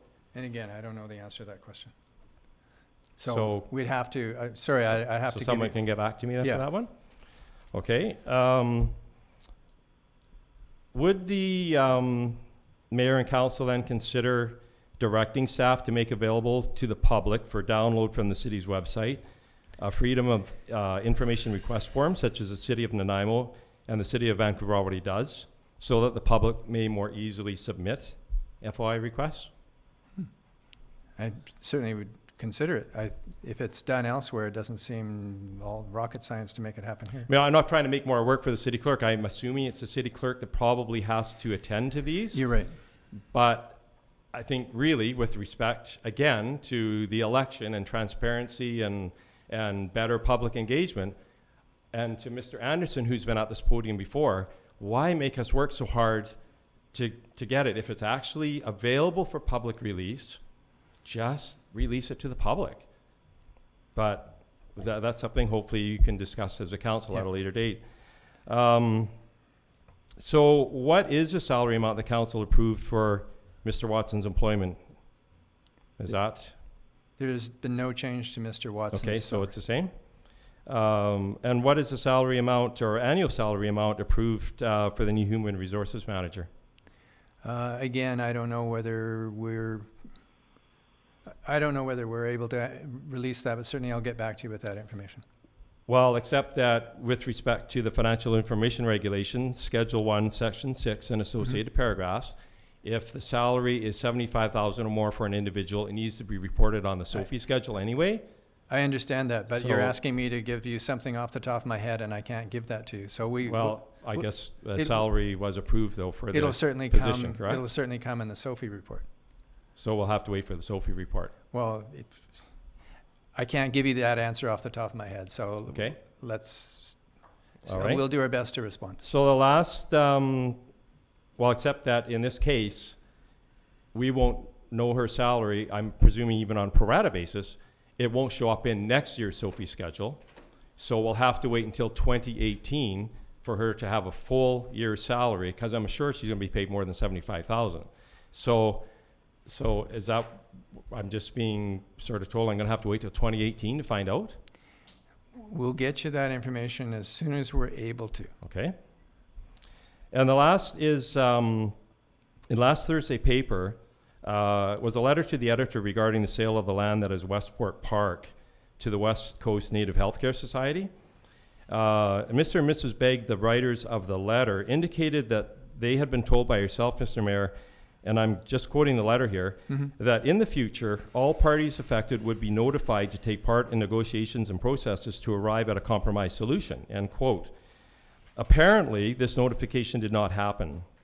Did you provide the assurance of notification to the Beggs last year, or what are your recollections of your discussion with the Beggs? My recollection is that I undertook to make sure that whatever proposal came out would be fully available to the members of that neighborhood and the entire community. And that is the undertaking that essentially the Rainbow Gardens has made. Right. They will have a public open house, and they will be having their architect there and encourage the neighbors and the whole community to come and have a look at the project. Okay, because I just noticed the Beggs happened to be here tonight, so I know they didn't know I was going to ask this question, but I don't know if they have any comments or not. But that's all for tonight, Mr. Mayor. Thanks very much for your time. I appreciate it. Okay, thank you. And thanks for your service. All right, anything else? Mr. Anderson?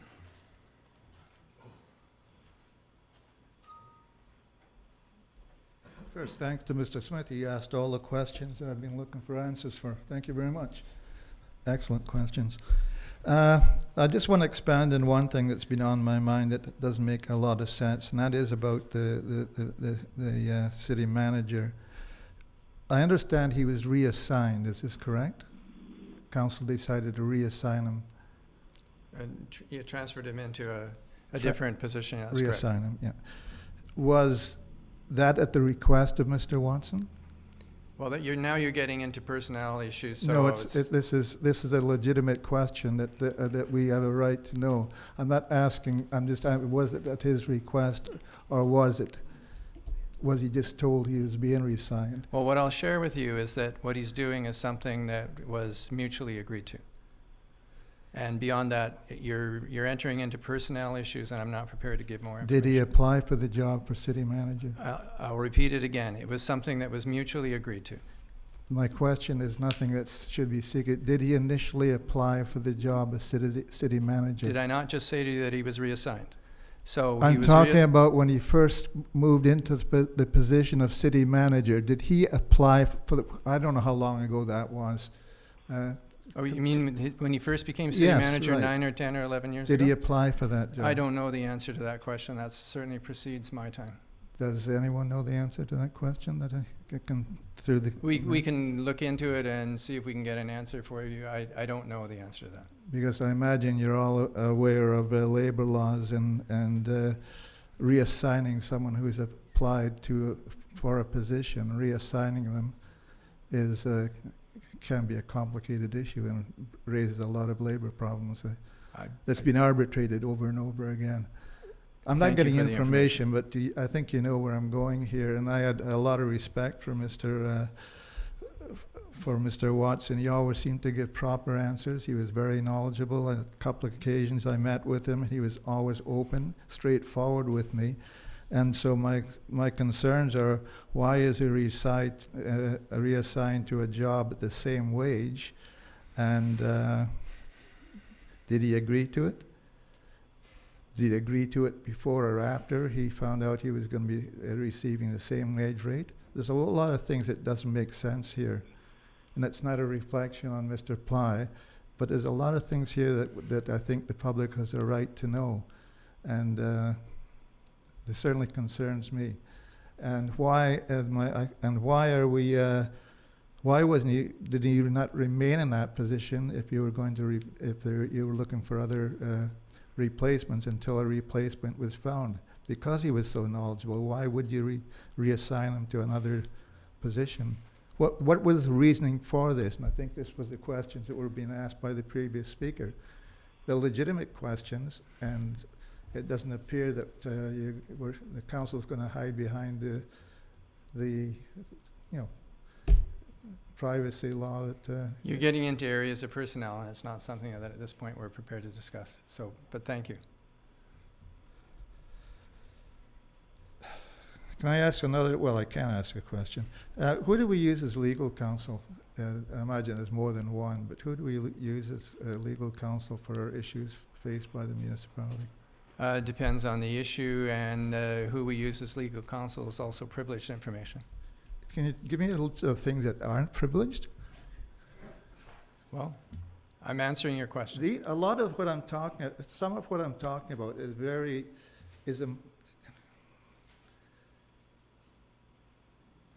in order to understand where council is heading and what happens behind, there's too much stuff goes on behind closed doors. And I take my hat off to Councillor Alberni for making a stand on the other issue. Finally, someone spoke up. We know that people aren't, we don't just go into a room, you make a decision made on by 7 people and you come out as clones of each other.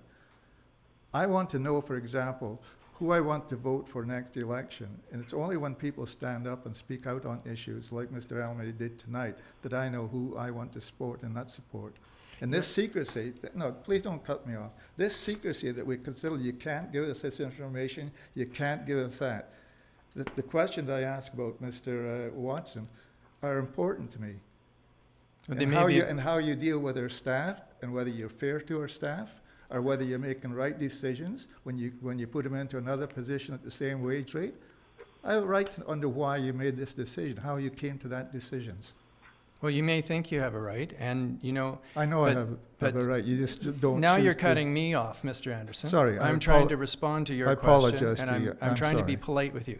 So, when it comes to talking to you about, or anybody about our legal counsel has a right to have their identity protected as well. So it's not something that we can easily just give out. I'm not asking for decisions, Mr. Mayor. I'm asking you who they are. You're asking for the name, and that's also privileged according to them. So we're not prepared to give that information out without first checking with legal counsel to say, do you want this information released? Well, can you do that for me, please? We can check. No, I know the answer, but... Okay. Thank you. Anybody else wish to address council? I don't want to take your time too much. Do you want me to go? Yes, please. I didn't think this letter was going to be.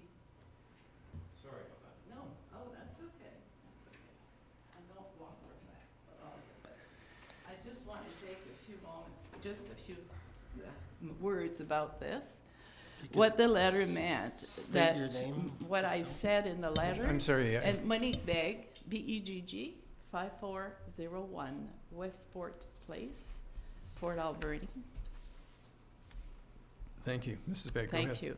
What my letter was saying is that when we had the Rainbow Gardens, wanting to buy the park and all that stuff, what happened is there was an open house and we went.